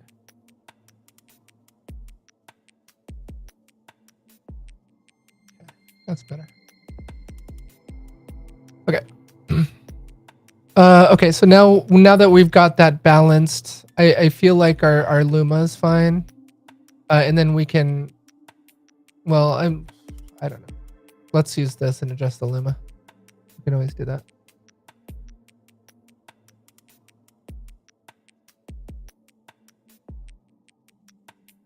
And don't worry about that blown out window. We'll adjust for that. All view is all view now. We'll fix that. Want to make sure we color balance for our talent though. Let me check my scopes. Yeah, we're not clipping.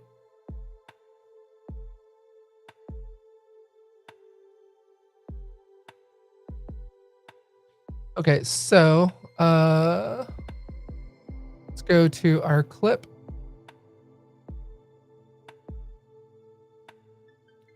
And then we can go ahead and start bringing this down. So for sure,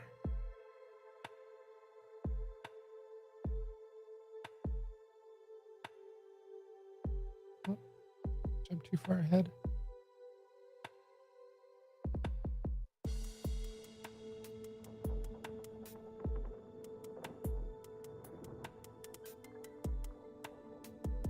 I think we've got a adjustment there. Look out for that, because I don't know if all of you saw that, but that look node had an adjustment on it. Looking for any other adjustments. Looks like this one's got an adjustment on it too.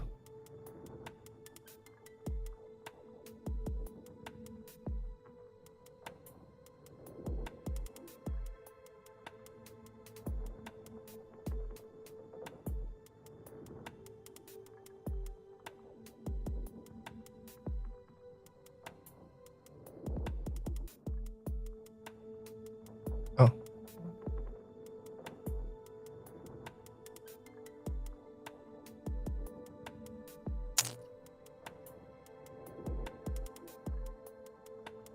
Where's that adjustment at? Oh, is it here?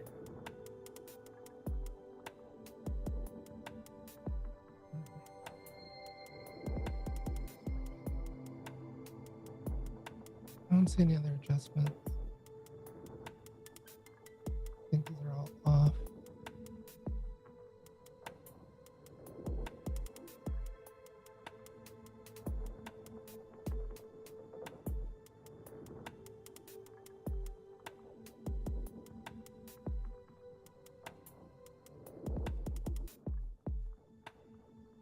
Geez, what I do to my still shot here.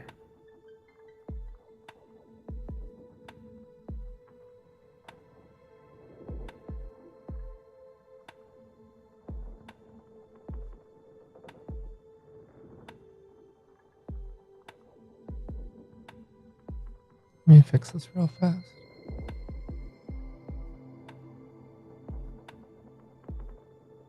I'm setting the right power window.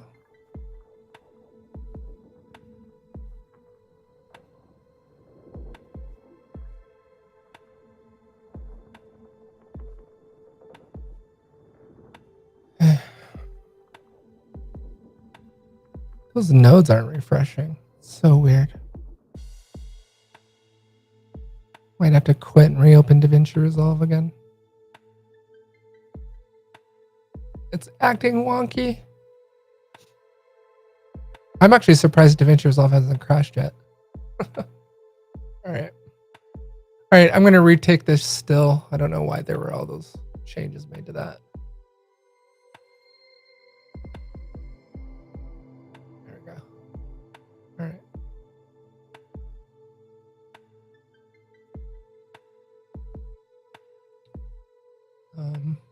I think for a hero shot, we should bring this down.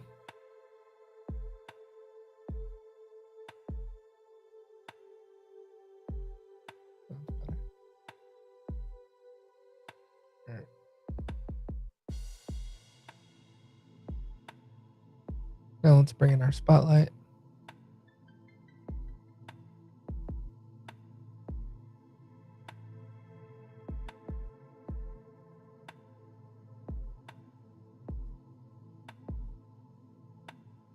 And you can see we're recovering that data in that window.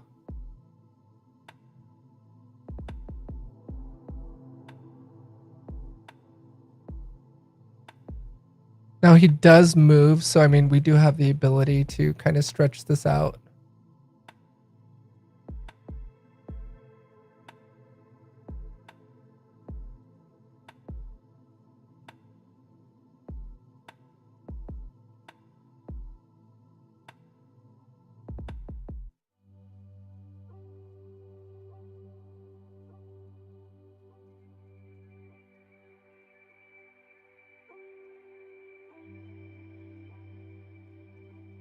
Okay. We can grab that new tree. I think she's talking. Let's check that. Yeah, she's talking. Bring that exposure up. It's a little too much.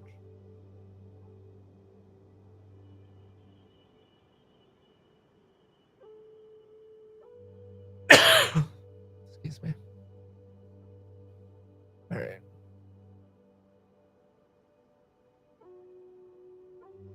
Yeah, feel good about that.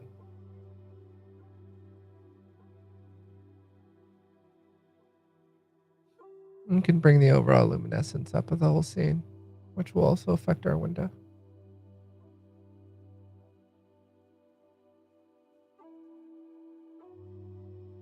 And again, that dance between the Luma node and the Spotlight node. Be really careful not to create a halo effect again, you know, outside of the talent. You don't want to make it look like you're obviously have a power window there. It's not going to look natural at all. But I feel good about this.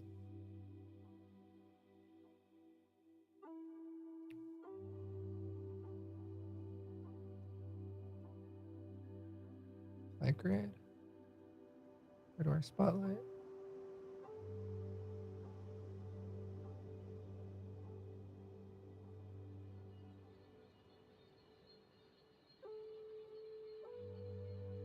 I feel like seems a little too dark. We don't want to completely blacken her out. We don't want to throw her too much in the shadows. Oops.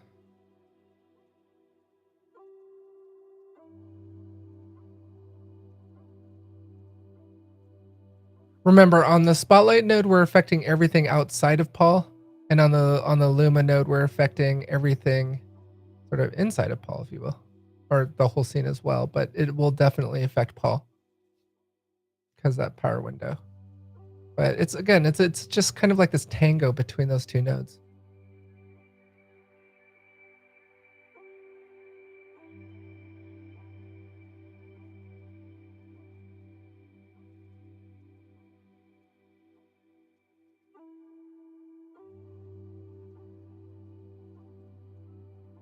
Actually, let's bring our tree over.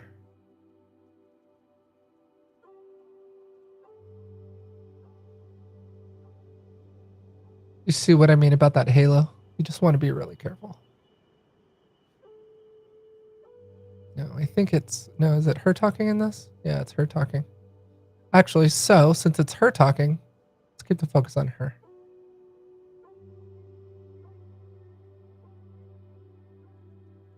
If you're having trouble with that haloing, just kind of play with your feathering. Play with the circumference of the circle.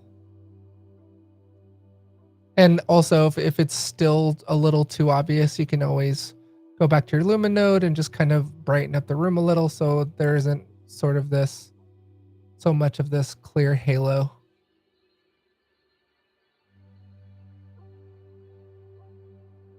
See, the darker I make it, the more obvious that halo becomes, so.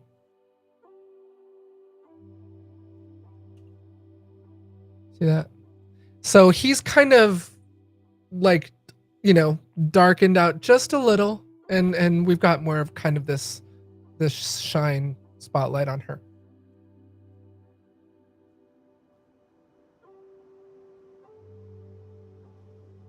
Okay. Clearly there's an issue here. Apply grid. Definitely need to bring down that luminescence. We want to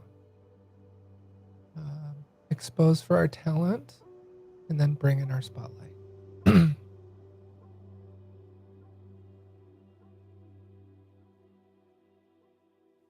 haven't checked on all of you in a while. I'll go back and check on you now after I'm done with this.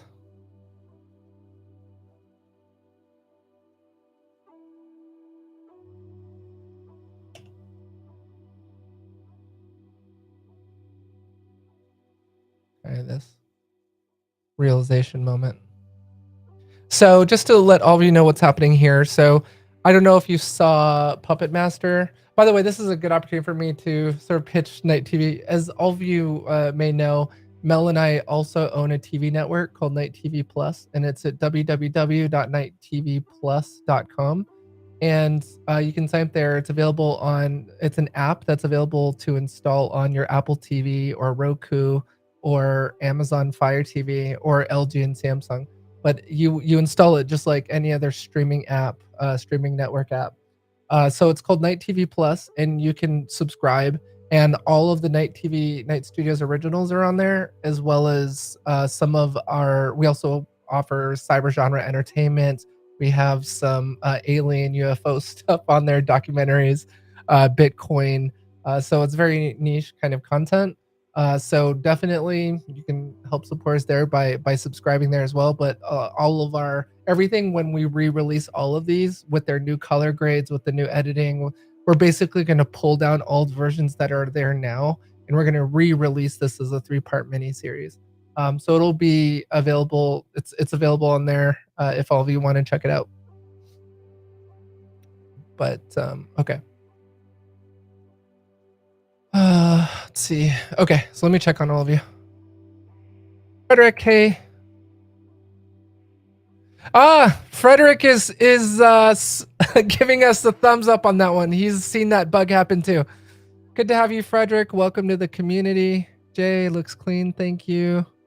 Let's see. It's crazy how much stuff you can fix while editing. For instance, like bag under the eyes. Normally, I thought that shot is what it is. Yeah, Jay, it's crazy. What sort of capabilities are available to us now with digital transformation that's happened in Hollywood, and the fact that we're not using, these chemical processes and stuff for color grading and everything with film. I mean, everything is so different now, and we have all this flexibility and power now at our fingertips. And not only that, but democratization, right? Everything is so much more accessible to us. And anyone out there who doesn't have the money. I don't know if any of you know this, but DaVinci Resolve used to cost like $250,000. I can't remember. I think it was either 250,000 or 500,000, but it was super expensive. It was super expensive. And so, Black Magic came along and said, "No, we're buying this and we're going to offer it for free. And, for a couple $100 you can get the studio version." And they've really begun to democratize it, and I love that. I love that how we have an entire cinema camera in our pocket now with these iPhones and cell phones. And I just all of us now have the capability to produce Hollywood level stuff. But you're right, Jay. I mean, we can do so much now with our NLEs. We can remove bags under the eyes. We can brighten the eyes. We can. I haven't talked about this yet. Maybe I'll do a video on it. But you have the ability with the new 18.6 to do what's called relighting.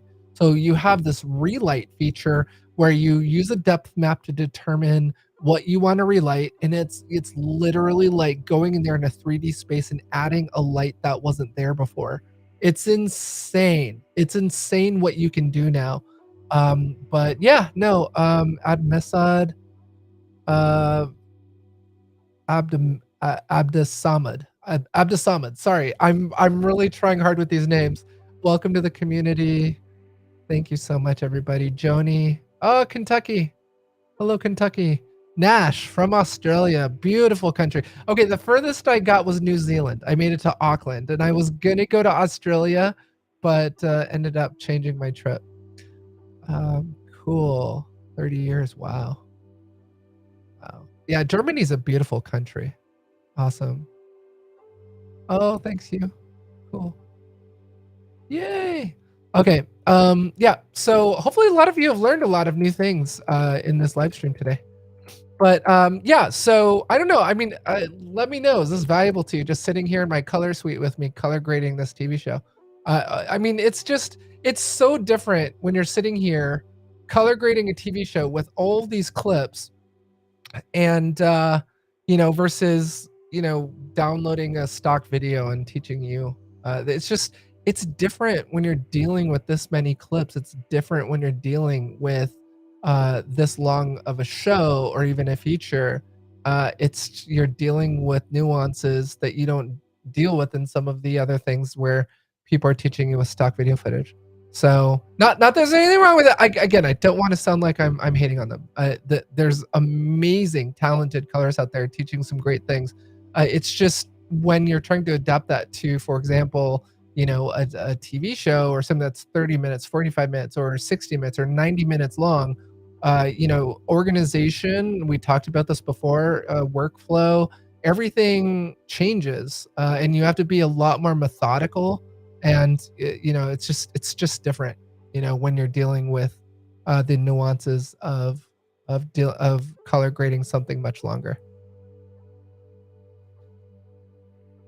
Okay. Some coffee. I don't know about all you, but coffee is a throughout the day thing for me. I have like 5 or 6 pots of coffee a day. I know it's not good for me, but all right.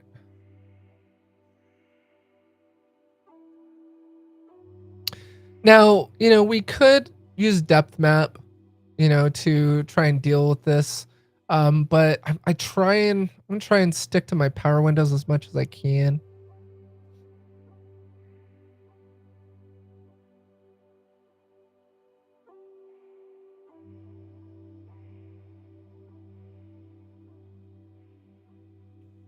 I don't like looking at blown out windows. I don't know about all of you. Give me a thumbs up if you agree, but I just don't like looking at blown out windows. Try and like to recover that information.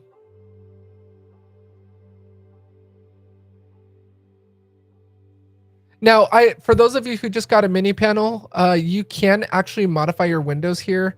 There's knobs to adjust your windows, which I love using. But again, I'm gonna get my overhead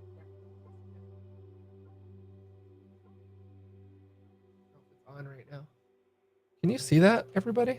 Let me go back to there. I know it's hooked up. Let me try.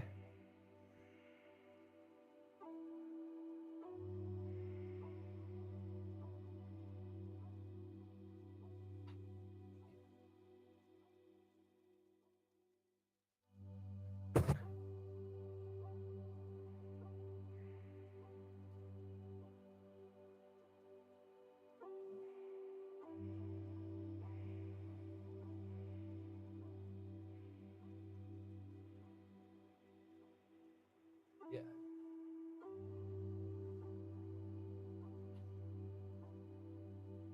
Okay. All right. Well, I tried.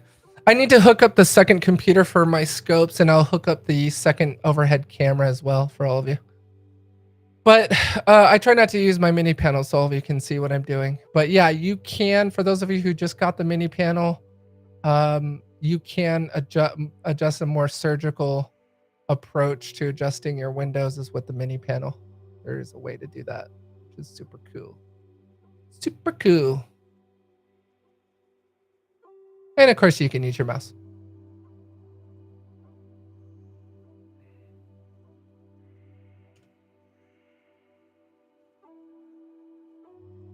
Feel pretty good about this. I don't know what you all think. It's pretty good. Recovered a lot of that information in the window.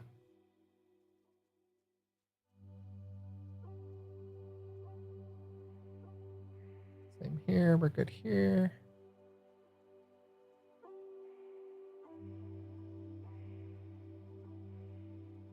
I think she's still talking in this scene. Yeah, she is. So what she's doing is sorry for those of you, I guess I lost my train of thought earlier. So she actually lost her son. We did in Puppet Master. It was based on a true story. There's this thing in so for those of you who may or may not know, I came from cybersecurity. I'm actually a hacker. I was arrested for hacking a government network when I was 17. Long story. Anyway, I'm going to be going into that in my first vlog that I'll be publishing this week. But anyway, I come from cybersecurity. I was a hacker for 23 years. And so in cybersecurity, there's this issue right now of teenagers who are committing suicide because of what's called sextortion. So what's happening is these people are going on Instagram and messaging these teenagers pretending to be women, pretending to be girls, and asking these boys to send them nude photos. And what's happening is they come out and they say, okay, well, now I have your photo. I'm going to post it all over social media. I'm going to send it to all of your friends at school. And I won't do that as long as you send me money, right? Scam, blackmail, scam. And so a lot of these kids, a lot of these young men are so embarrassed about this that they are deciding instead to commit suicide. And so yeah, so the Puppet Master was based on a true story of this teenager who committed suicide. And this this person right here, this actress right here, is the mother of the child who committed suicide, who was Jeremiah Prince's nephew. All right. So they've since moved out of their house because that's where her son committed suicide, and they're living with Jeremiah. And she's basically, they're having this interaction right now where she's like, hey, look, you've got your sister and your niece now living with you. You're a hot single guy. I'm sure you want to bring home dates on Friday night, and you've got your sister living with you. So they're having this sort of the colloquial exchange here about how she's a nuisance and she's looking for a new house to move out. So that's what's happening in this scene, and he's laughing. He's just not. He's like, oh, Netflix on a Saturday night, on a Friday night with you and my niece are what I'm into. So he's being a good big brother. we need to definitely reframe this. So there will be some reframing. This was released at AMC movie theaters for premiere night, and a lot of this was formatted for DCP. But so there will be shots where you'll notice I need to reframe.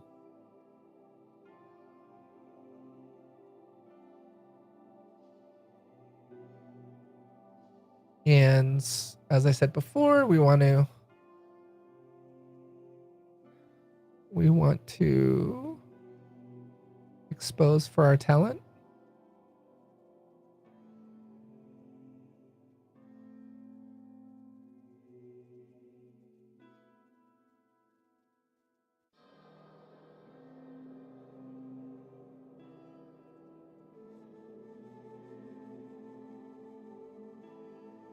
I think that's good.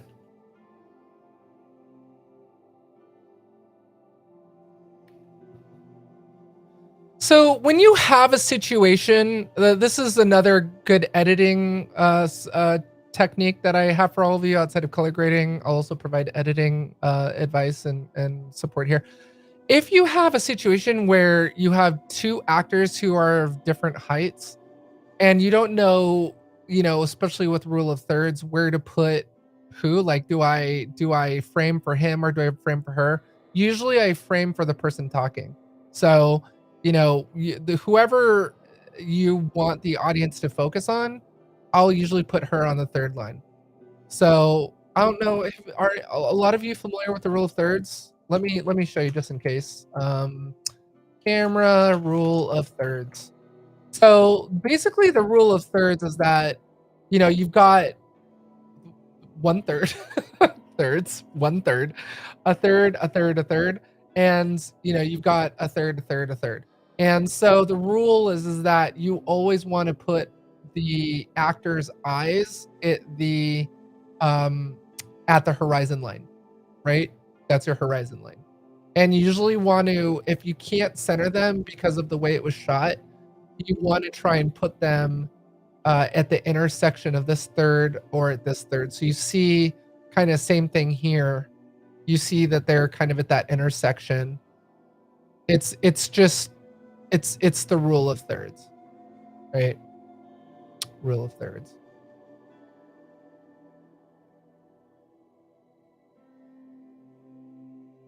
Rule of thirds. Okay. Right at that intersection. So usually I'll kind of frame for whoever's talking. So clearly she's talking. She's the one talking here. So I'm framing for her. Because you can see how much taller he is. And this is obviously a violation of rule of thirds, but now she's crying because she is now bringing up she makes this mistake and says my kids, and it just dawned on her that she only has one kid now, so she starts crying.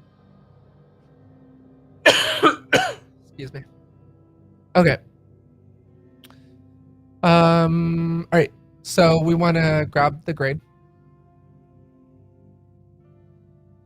So you can see we're just grabbing in the previous frame. So this frame is the same framing as this. It's the same camera, the Airy, and I'm just grabbing that grade.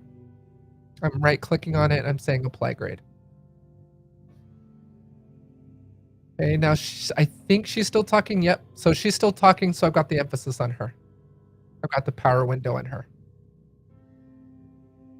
Remember, everyone, no such thing as stupid questions. So ask your question, and community members jump in. Feel free to help answer questions. Don't worry about me having to be the one to answer a question. If you know an answer to a question, jump in. Definitely. Also, this is a reminder to all of you to register for the Night Studios Insider Program at nightstudios.co or .com, and click the button to join. And it's a free program where we've got the insider forums where I post all of my stuff, and you can post. So all of you can post in the insider forums as well. All right. So I like that. I mean, there's really nothing I feel like we need to do there. This is him realizing she just started crying. We're going to just grab that tree. And now, I mean, and I feel like the emphasis still kind of really needs to be on her because she's the one crying, and but at the same time I feel like this is also too dark. So we need to come in here, let's adjust our luminescence.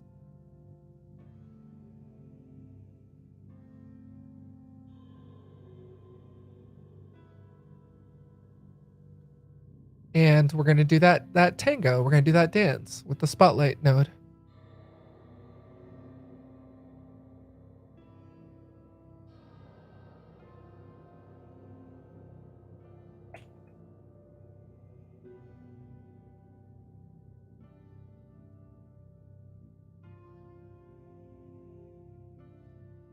Kind of this, moment where she has this sort of Freudian slip where she accidentally refers to having more than one child.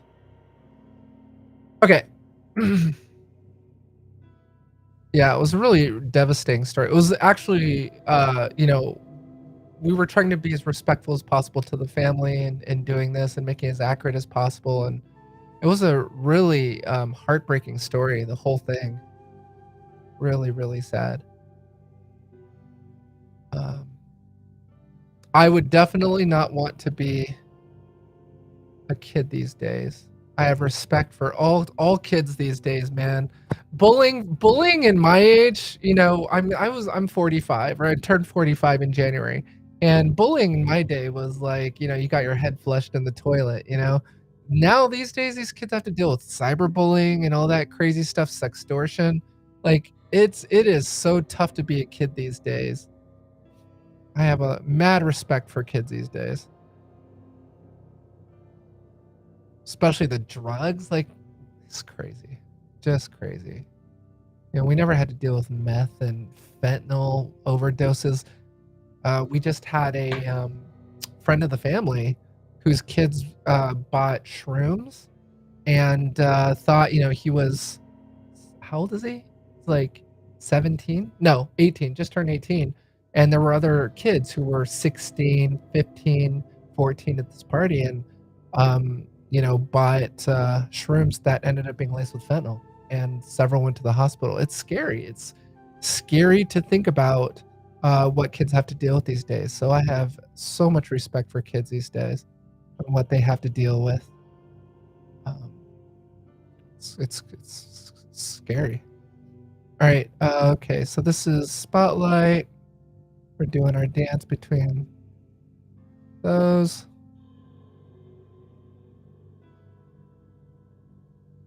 Get another node tree.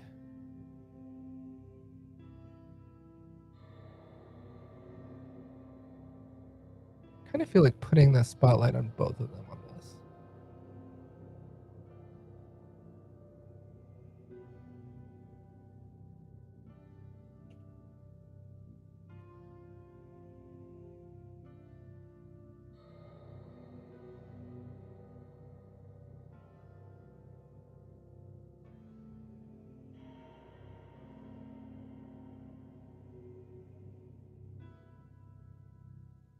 Let's check all of our clips.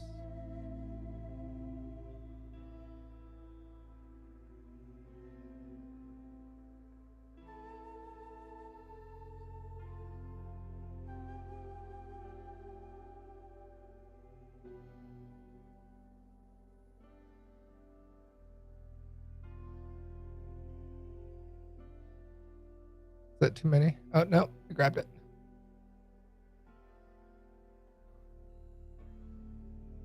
Yeah, I feel like the luminescence is pretty well matched. I think we got good color balancing. It's pretty good. I don't know what you all think. Pretty good.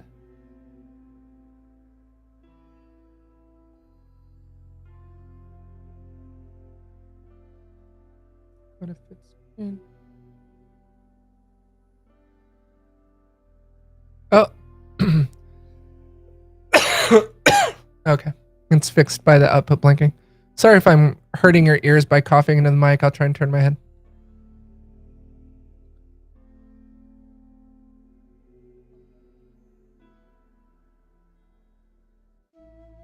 Oh, we need to fix that for sure.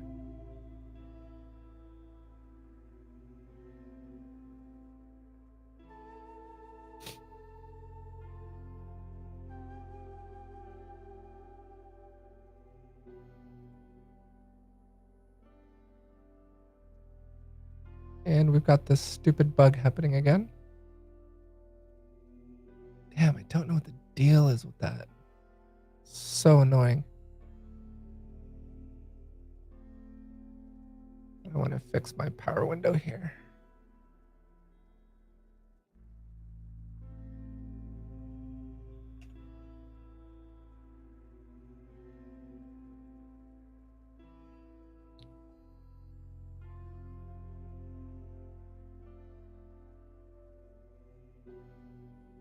Steps into the light.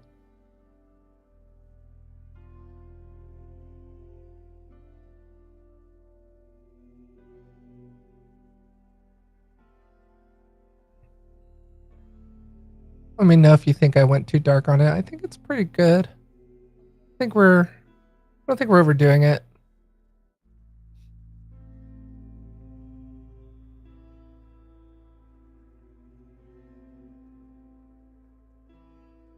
Oh, and then the daughter then enters scene. Let me grab what's the best angle. Probably this one.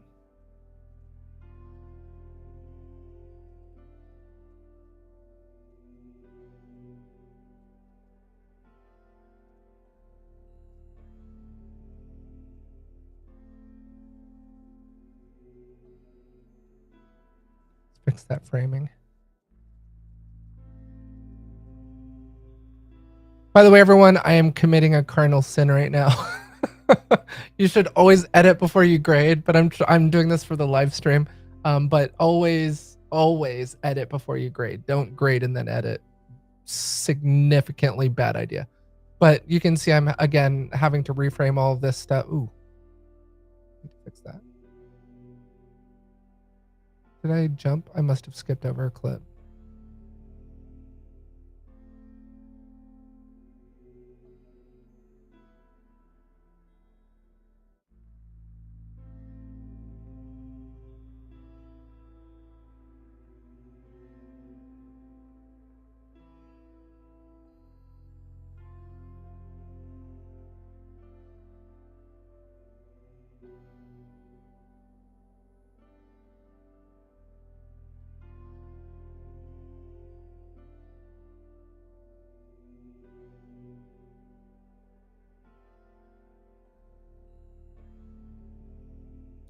Go with what feels right.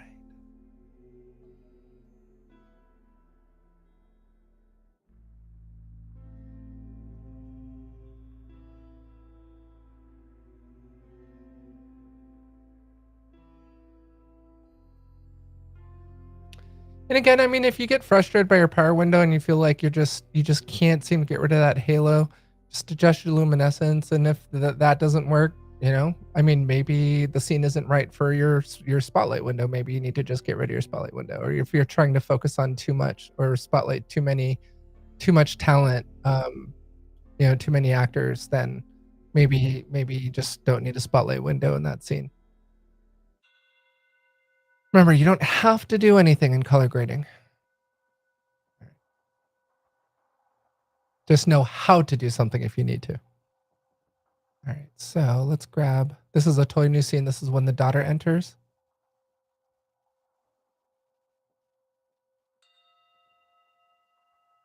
Now, I think this is a new pre-group. I think I moved because it's a different part of the house. Interior Jeremiah entry. Yeah. So for those of you who want some sort of like naming scheme for your group, I'm not saying that you have to do this, but because I am a screenwriter, I wrote the script. I tend to use screenwriter vernacular when I'm doing my group. So I'll do int for interior and then the location and then specific location. So room.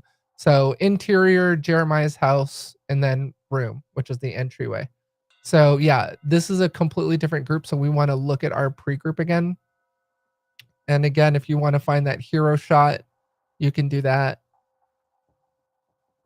So I can go here. We have some whites in this area. So that's fine. We'll use this as the hero shot for the group. Let's grab our pre-group tree. Let's make sure our Luma is good.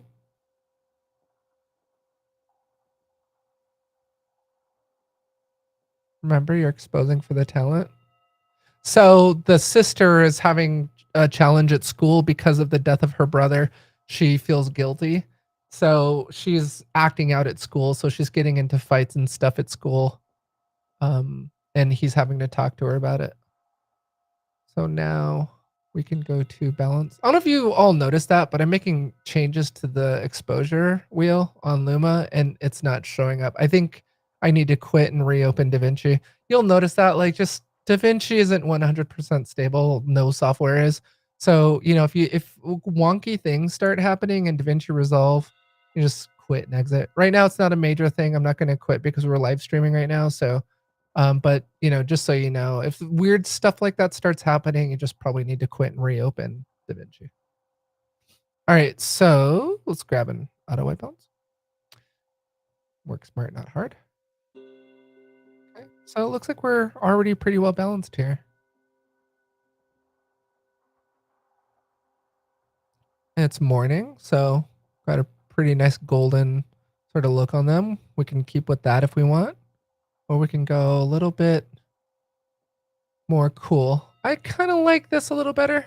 That one, the other one felt a little too warm. Kind of liking this. What do you think, everybody? You like this better? Feels like a little better. Okay, let's let me go back to chat. Check on all of you. Make sure you're not killing each other. All right, Chu, welcome to the community. What are your thoughts on Mac's shortcomings with regards to GPU performance, especially in 3D workflows?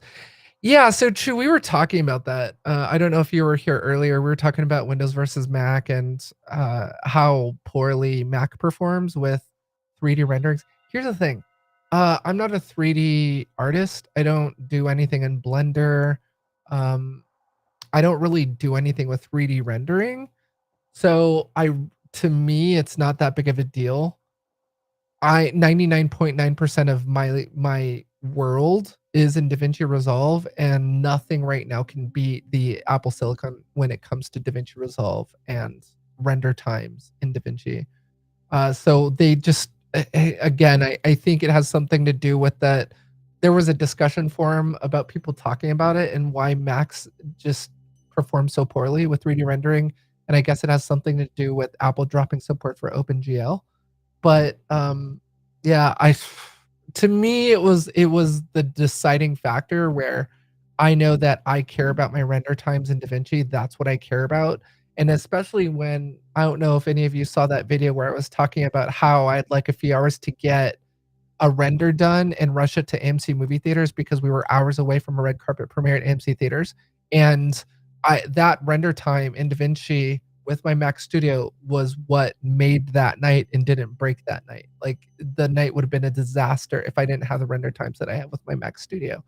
And so for me, that's what matters the most. That's what I care about. So now if I were a 3D artist and I work in Blender and I do these things in 3D, I wouldn't ditch my Mac. What I would probably do is buy a PC or build a PC and have it in Studio B. So FYI, everybody, we have 3 studios in our house. This is Studio A, Studio B is outside, and then Studio C. But I would have a PC in a completely different our other studio, and I would switch between the computers. I'm just such a hardcore Mac girl. I love Apple everything. Anytime something new comes out, I have to get it. But that's where I stand on that. Because I'm not a 3D artist, it to me doesn't affect me. Frederick, the forum, if you guys and girls, if you go to nightstudios.com or nightstudios.co, in the top right hand corner there's a button that says join, and you can join the Night Studios Insider program. For those of you who are interested in joining, you'll be entered, and we do like regular contests where you can win, you know, tours of our studio. You can win a role on set on the cast of a future TV show, and we'll cast you if you win. Early access to releases. So there's all kinds of things that you get as part of the Night Studios Insider program, and it's completely free. So you can join on our website. Peter. Hey, Peter, how you doing? It's good to see you again. Love the Netherlands. Beautiful country. Nash, welcome everybody. Wow, we have a lot of people in here today. Eric, welcome back, my friend. Good to have all of you here. Awesome. Chu, is that 239 or 23? So yeah, everybody, this is the output blanking that I usually use is 235. I use 235 all the way.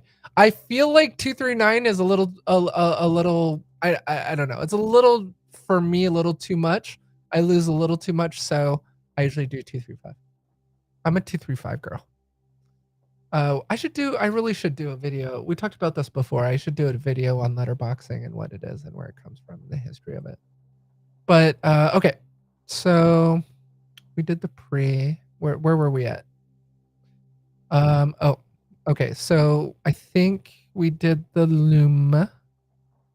Yep, we did. It's just not showing up. I don't know. Does that seem a little green to all of you? It feels green, doesn't it? Let me go to. Yeah, look at that. It's like totally shifted towards green. Okay, you see what I mean about how your eyes adjust? You all have to be super careful with that. Your eyes will adjust as you're color grading, which is why if any of you notice that you'll be color grading for 8, 10, 12 hours, and then you'll go back and maybe go to dinner or go to lunch or whatever, and then you come back and be like, oh my God, what was I thinking with this color correction? Or what was I thinking with this grade? It looks totally bad. It's because your eyes were adapting to what you were grading. Your eyes have a natural sort of auto white balance, if you will, auto balance, where it just your eyes, the human eye will white balance to automatically. And so your eyes are adjusting. I gave the analogy, and I talked about this in my video, in that 2-hour long video of Colorist teaches you coloring, and how you put on a pair of blue sunglasses, and then if you wear them for a while and then you take the blue sunglasses off, everything looks like super warm, your vision's all script. It's because your eyes, the human eye auto white balances and it auto adjusts. So just like we have this auto adjust feature here, your eyes will do the same thing. Sorry, I had grits and eggs this morning for breakfast, and I've got like grits in my. Anyway, sorry. So even though this seemed good at one point, like earlier when we were white balancing, it seems like super green now. So, and we just confirmed that with our scopes. So, definitely rely on your scopes. Don't just rely on your eyes, because your eyes will lie to you. So let's find something to white balance against. Do we have teeth? Do we have we have his teeth? Grab maybe a little bit of his teeth don't peek out very much. So I kind of feel like we should white balance against this. What do you all think? I think maybe that light switch. Remember, with color balancing, all you're doing is just trying to make it look natural. So your audience is gonna gravitate towards whites usually, or or shadows, blacks, but we mostly whites because it sort of the luminescence it pops out more. So they're gonna find inconsistencies in your whites more so than anything else. So you want to make sure your whites are truly white. And I usually go for the things that are smack more in your face. And subconsciously, this is kind of what's smacking me in the face. So see if we can grab something here. Remember, I'm looking for anything closest to 255. It's coming off green. What about this? It's 250.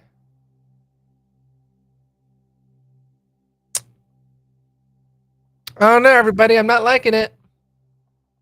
Not liking it. It doesn't seem like it's updating to me. You know what? I'm wondering if those issues with the nodes not refreshing, I'm wondering if DaVinci took a big poop. Let's exit. I'm going to exit DaVinci. I'm actually proud of DaVinci Resolve. It hasn't crashed at all with any of these live streams. So yay, DaVinci. That was the first time we ran into issues. How are you all doing today? Everyone good? Everyone happy? Everyone love this new channel? Hope everyone's loving it. See how we're doing here. Never used output blinking. Thanks for the tip. Saves adding black bars. Oh, goodness, Nash. First of all, welcome to the community. Oh my God. Yeah, I'm so glad that was helpful because you do not want to add. So I'll see some people do this. Oh my God. I'm so glad you brought this up, Nash. Okay, so let me go and show all of you what I'm talking about. Let me go back to Dark Ops, episode 5. Final cut. So for those of you who there's people that don't know about output blanking, and what they'll do is they'll go to the generator. So let me go to the timeline and show you. Oh my gosh, Nash, I'm so glad you brought this up. I forget sometimes that some people do certain things certain ways because they don't know there's an easier way to do it in DaVinci. If I can save all of you time, I'm a happy girl. I'm happy. If I can save all of you 5 minutes or an hour or hours, because there's something that, oof, yeah, I hate it when that happens. I'm sure you guys have done that too, guys and girls, but accidentally dragging your timeline to a subfolder. Hate it when I do that.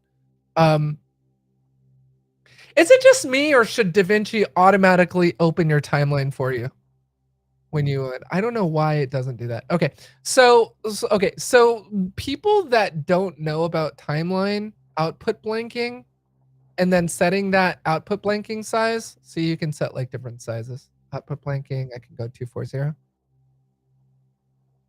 I can go 166. You know, you could set any size you want. I usually do 235. But people that don't know about that, what they'll do is they'll go to generators and generate a solid color, right? So they'll go like this. And they'll just position it like right there. I'll do it a little off so all of you can see it. Uncheck that. And then they'll do this, and then they'll do it on the bottom too, and then they'll put it across the whole timeline. Now, there's nothing wrong with that, everybody. There's nothing wrong with that, Nash. It's just work smart, not hard, right? You don't have to pollute your timeline by adding solid blocks like that. So just, you know, use the timeline output blanking and then set the measurement. Oh, I'm so glad I taught Nash something new. Okay. Cool. Awesome. I'm glad you found that helpful, Nash. All right. So yeah. So give me a thumbs up or give me a comment on this video if all of you learned something new with output blanking. All right. Cool. So we've got our focus on our talent. And I think we were on here. So we were going to go with the hero image. Yeah, this one was like coming out green. So let's go to, let's see, let's go to the pre. All right, let's see if it was like, oh, all right, maybe it didn't crash. Maybe it's just where we're grabbing it from.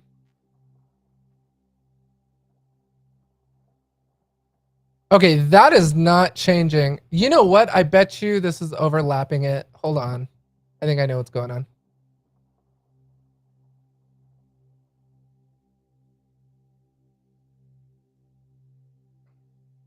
This is what I get for overlapping videos on the timeline. Unless.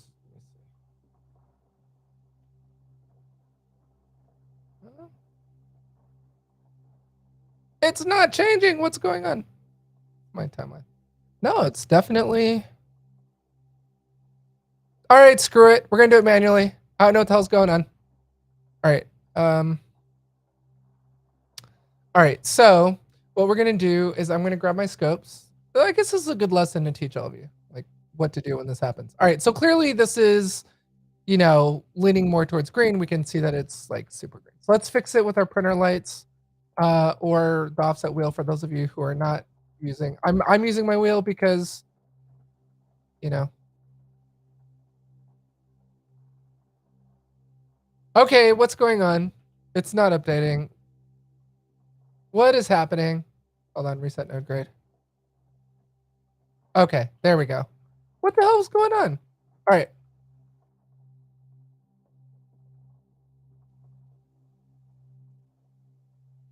Why is it? Oh my God. Oh my God. What is going on?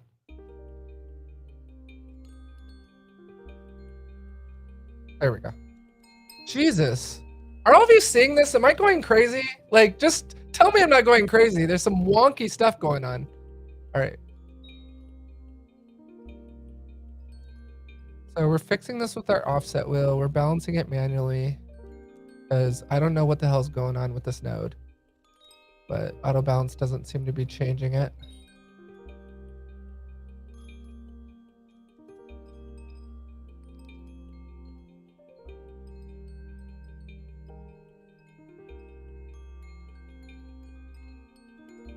So we're getting, basically what I'm trying to do is and I apologize because of the whole screen sharing thing, but I'm trying to get this on the skin tone line. So we need more magenta and orange in that.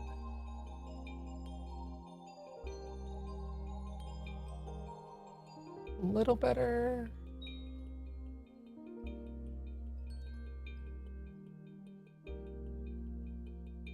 And again, neat thing about Omniscope is it teaches you scopes. So it'll actually overlay your original image on top of the scopes. So you can see what it's actually affecting. All right.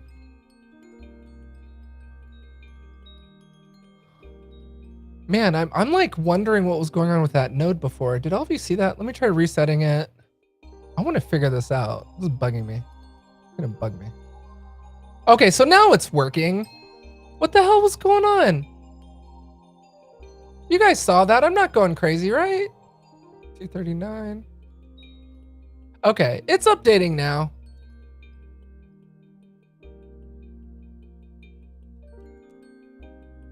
All right, so I mean, I'm good with that.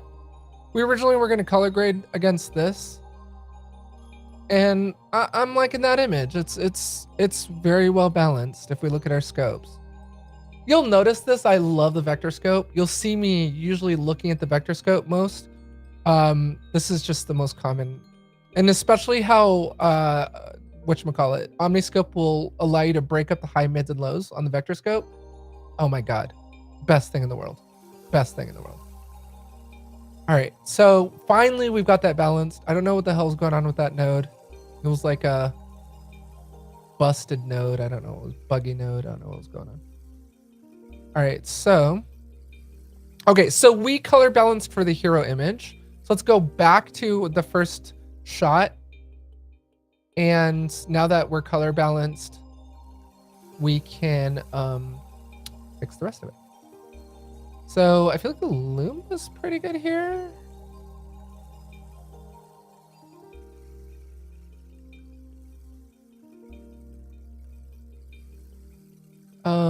Color balance is good. I'm feeling good about this. Let's bring our contrast up maybe.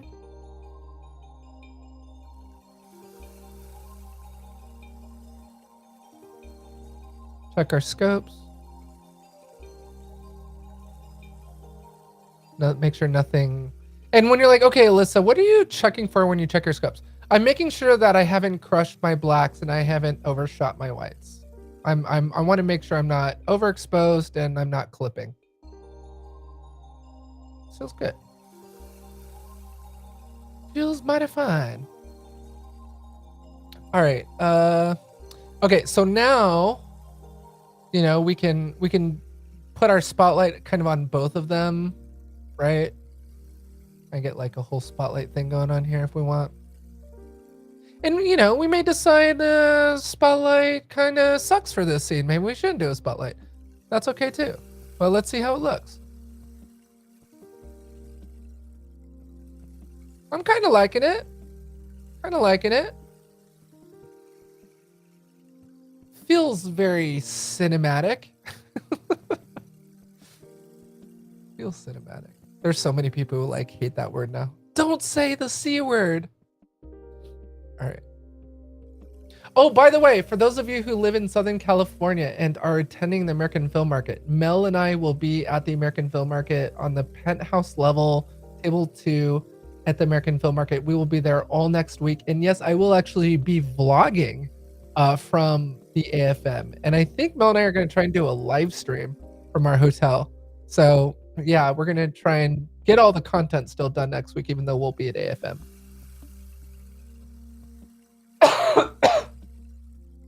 All right. My body is mad at me for coming back to work too soon after being sick. All right. Okay, so this scene needs some work for sure. Let's grab that. All right, the $1 million question. Alyssa, where do we put the power window? Well, let's figure that out.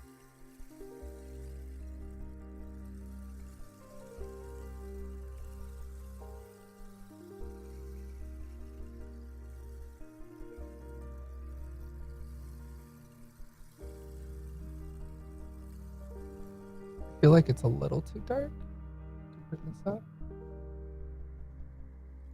Remember, we're exposing for our talent. We're not exposing for the room. We're exposing for our talent. And then we'll bring this down. We want her to be just kind of, the mom is kind of poking off to the right here, kind of peeking off to the right. And I don't want to draw too much attention to her. And then let's go ahead and readjust.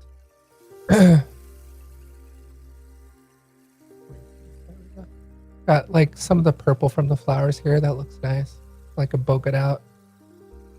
We really only have light coming in from the outside, highlighting our subjects, which is good. Oh, didn't mean to do that.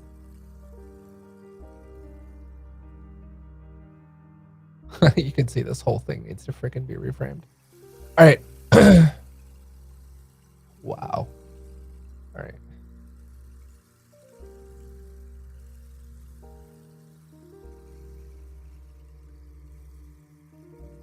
Oh, by the way, not only are we reframing because this was the original DCP release for AMC movie theaters, but we are also reframing because I had an adjustment layer on there, just trying to.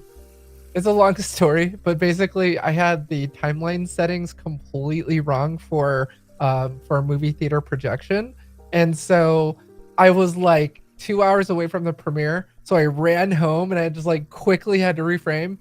And so I was like, okay, instead of reframing every individual clip, I'm going to use an adjustment layer. And I went in there and I fixed it with an adjustment layer, but I've deleted the adjustment layer. So now we're fixing all the adjustments. Again, I'm color grading first and then adjusting, making edits along the way for reframing, but don't do as I do. I'm just doing this because of the live stream. You never want to edit after you color grade. You want to edit first and then color grade. Okay. I'm repeating myself, by the way, because there's some newcomers who joined the live stream in the middle of the stream who may have missed that. All right. So I'm good with this, everybody. I don't know how you feel, but this feels good.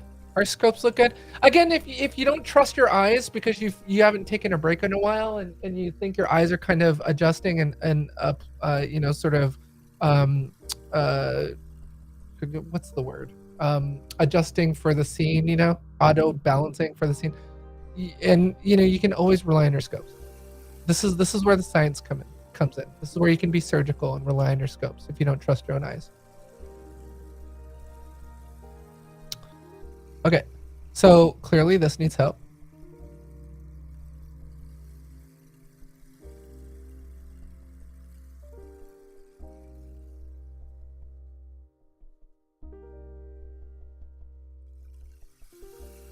It's fine when they sit on the stairs. Okay. Brought in some contrast. I'm still happy with that contrast. I feel the contrast is good. I don't know what you think.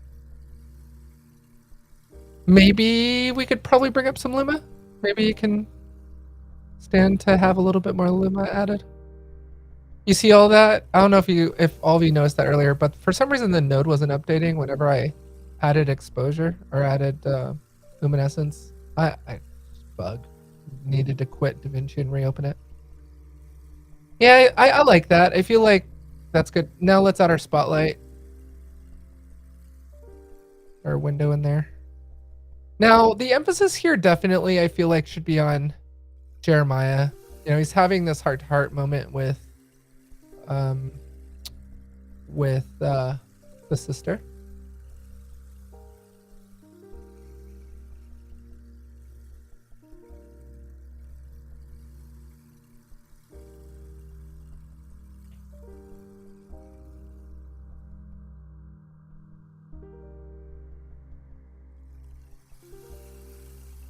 We still kind of have a little warmth because it is morning. It's sunrise right now, so you can see that the image is kind of warm.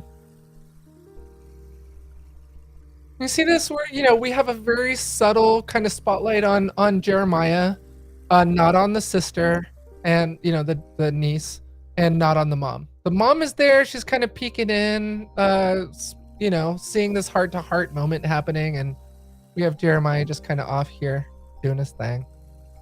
Being a good uncle, telling her to stop beating people up at school. All right. You know, I kind of want to reframe this. Kind of feel like it should be reframed. I want to see her eyes.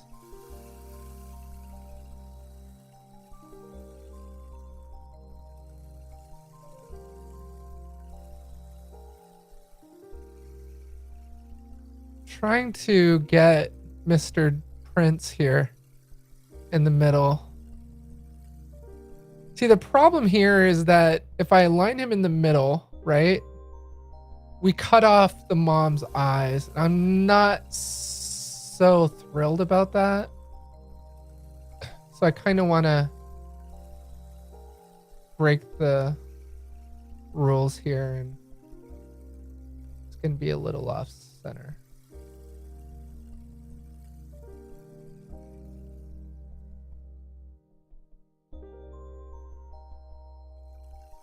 That's a little better. Sometimes it takes a while, you know. I don't want any of you to ever rush. Don't ever rush, right? I know that we're all on a timeline here, but, you know, you want to take your time. All right. All right, let me check chat. See how all of you are doing. Oh, we love you, Nash. Thanks. Oh, cool. Yeah, poor Nash. Yeah, that was, I completely forgot that there might be people still using that instead of output blinking. It's a big deal. Yay, helped someone today. All right. Okay, we're happy with that no true. We're not happy with this one. Let's apply that grade. I feel like this is like super pink. Let's look at our scopes. Yep. Look at that, everybody. I'm like, this is like a super pink image. All right, so we need to balance for this. I don't know what was going on. You know what it is, actually, everyone, if you can look at that. This was actually shot with our Red V Raptor. This is shot with our Airy. So different color science. We just have to. Now, you know, I could white balance for the wall, or I'm actually going to go for her teeth. Let's do that. See if we can get in on those teeth.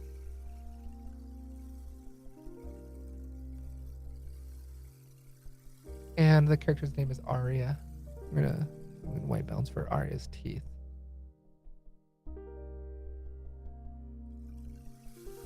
$120. I think I saw $125.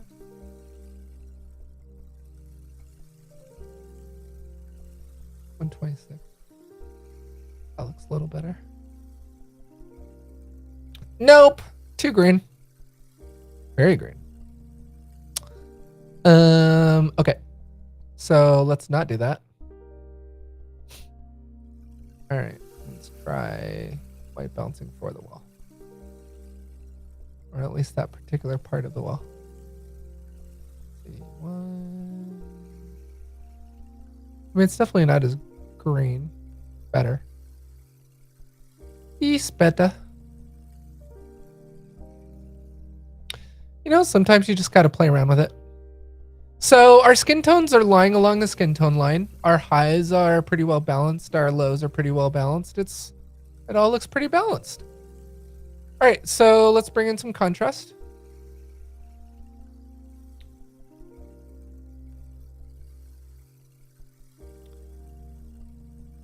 And I'm happy with that. Feel good about it. Her teeth don't look all yellow or pink or purple. Feels good. Okay. We'll use this angle. Happens to be the same camera. All right.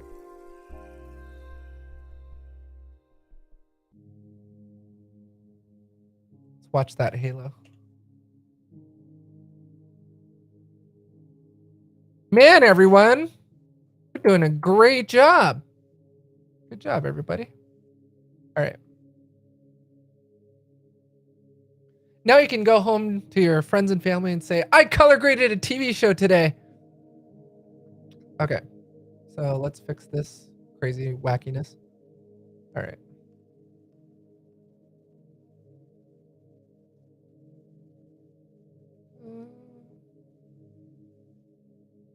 Let's get this angle. That still feels kind of green, right? Oh, it feels so green. Yeah. Yep, that's definitely leaning towards green. I'm not liking it, everybody. Let's fix it. All right. That's the beauty of color grading. You can always fix it. Maybe we just grabbed the wrong part of the wall. That's better, right? Oh, look at that. Oh, look at that. So much better. Woo, woo. We're awesome. We fixed it. Yeah, look at that. So much better. You know, and it just took kind of us going to a different clip and then going back to the. It's kind of like, have any of you smelled perfumes or cologne, you know, and then they give you that those coffee grounds, those coffee beans to smell, and that because your nose adapts, yeah, your eyes is the same thing. That's a great analogy. Think about color grading as kind of just smelling perfumes too long and then having to sort of step away, meaning smell the coffee beans and then go back to smelling, then you're okay again. It's kind of like a reset for your senses. It's kind of the same thing. So, you know, you can always kind of step away, take a 5-minute break, or you can look at a different clip for a bit and then go back to it. And then your eyes are kind of jarred and like, whoa, what's going on? So that's what's up. That's what's up. All right. So I don't like this sort of bokeh wall out right there. So I kind of want to, oh, and you know what? There's a thing right there too. Oh, you know what? I should teach all of you that. So there's actually an alert you can add. Where is it?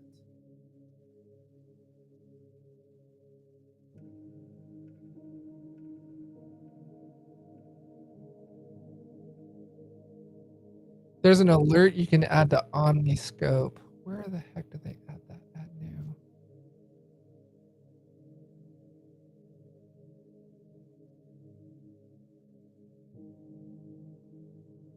Oh, by the way, the 3D color cube, super cool. Look at that. I just don't know how anyone would use the scopes with DaVinci when you've got something so cool as Omniscope. Oh, where is it? Let's see.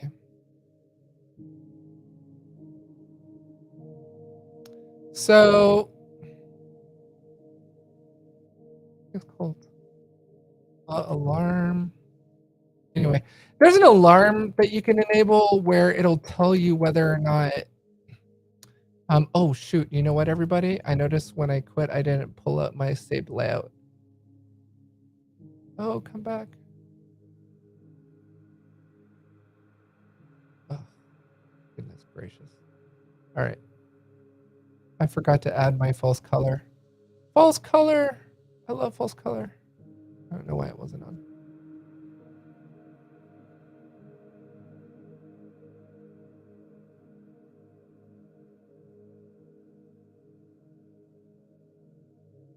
So when you move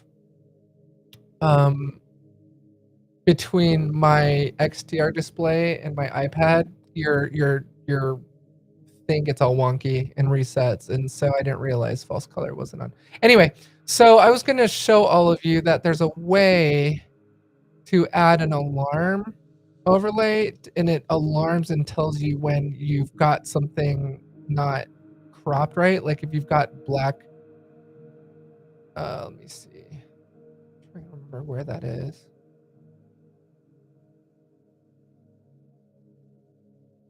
Oh, is this it? Title safe? No.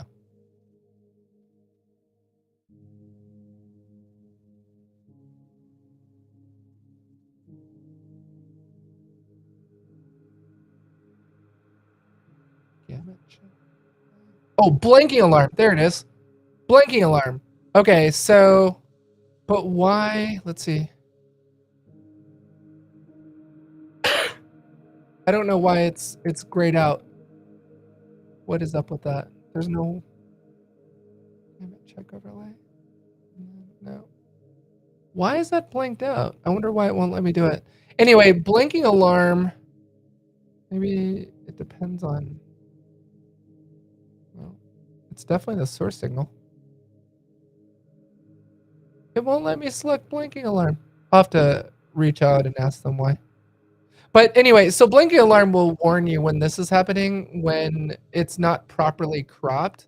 It will actually alarm and let you know, because this isn't, this is improperly framed. So if you look at it, you see that? And Omniscope will warn you when that's happening. But for some reason, it's not letting me select it, and I don't know why. I'll reach out to them and ask and find out what's going on. Maybe it's not supported on the, when you're pointing it at the Extreme 3. I don't know. Anyway. Oh, goodness. What was I doing? Oh, okay. So I want to crop that out.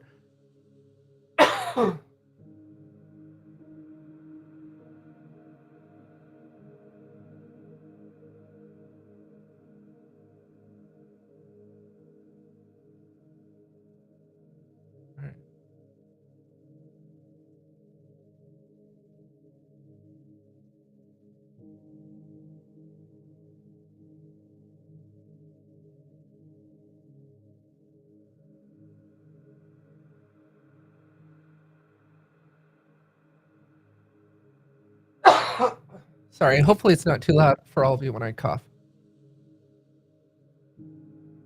Okay. Balance, contrast looks good. Let's check our power windows.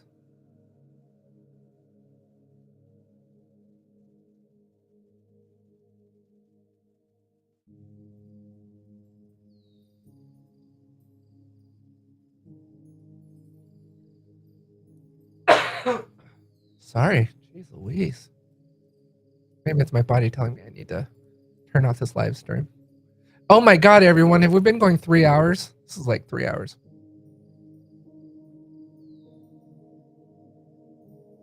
All right, everyone. Well, we're pretty much done. This is the last scene. So I know Mel wants to drop off something that we've sold with somebody. Oh my God. I'm so sorry, everybody. All right, let me quickly reframe this. I know we have to go. I know. Mel just came in here and gave me the devil eyes, the evil look. All right, so let me go back to that. I have to fix that framing.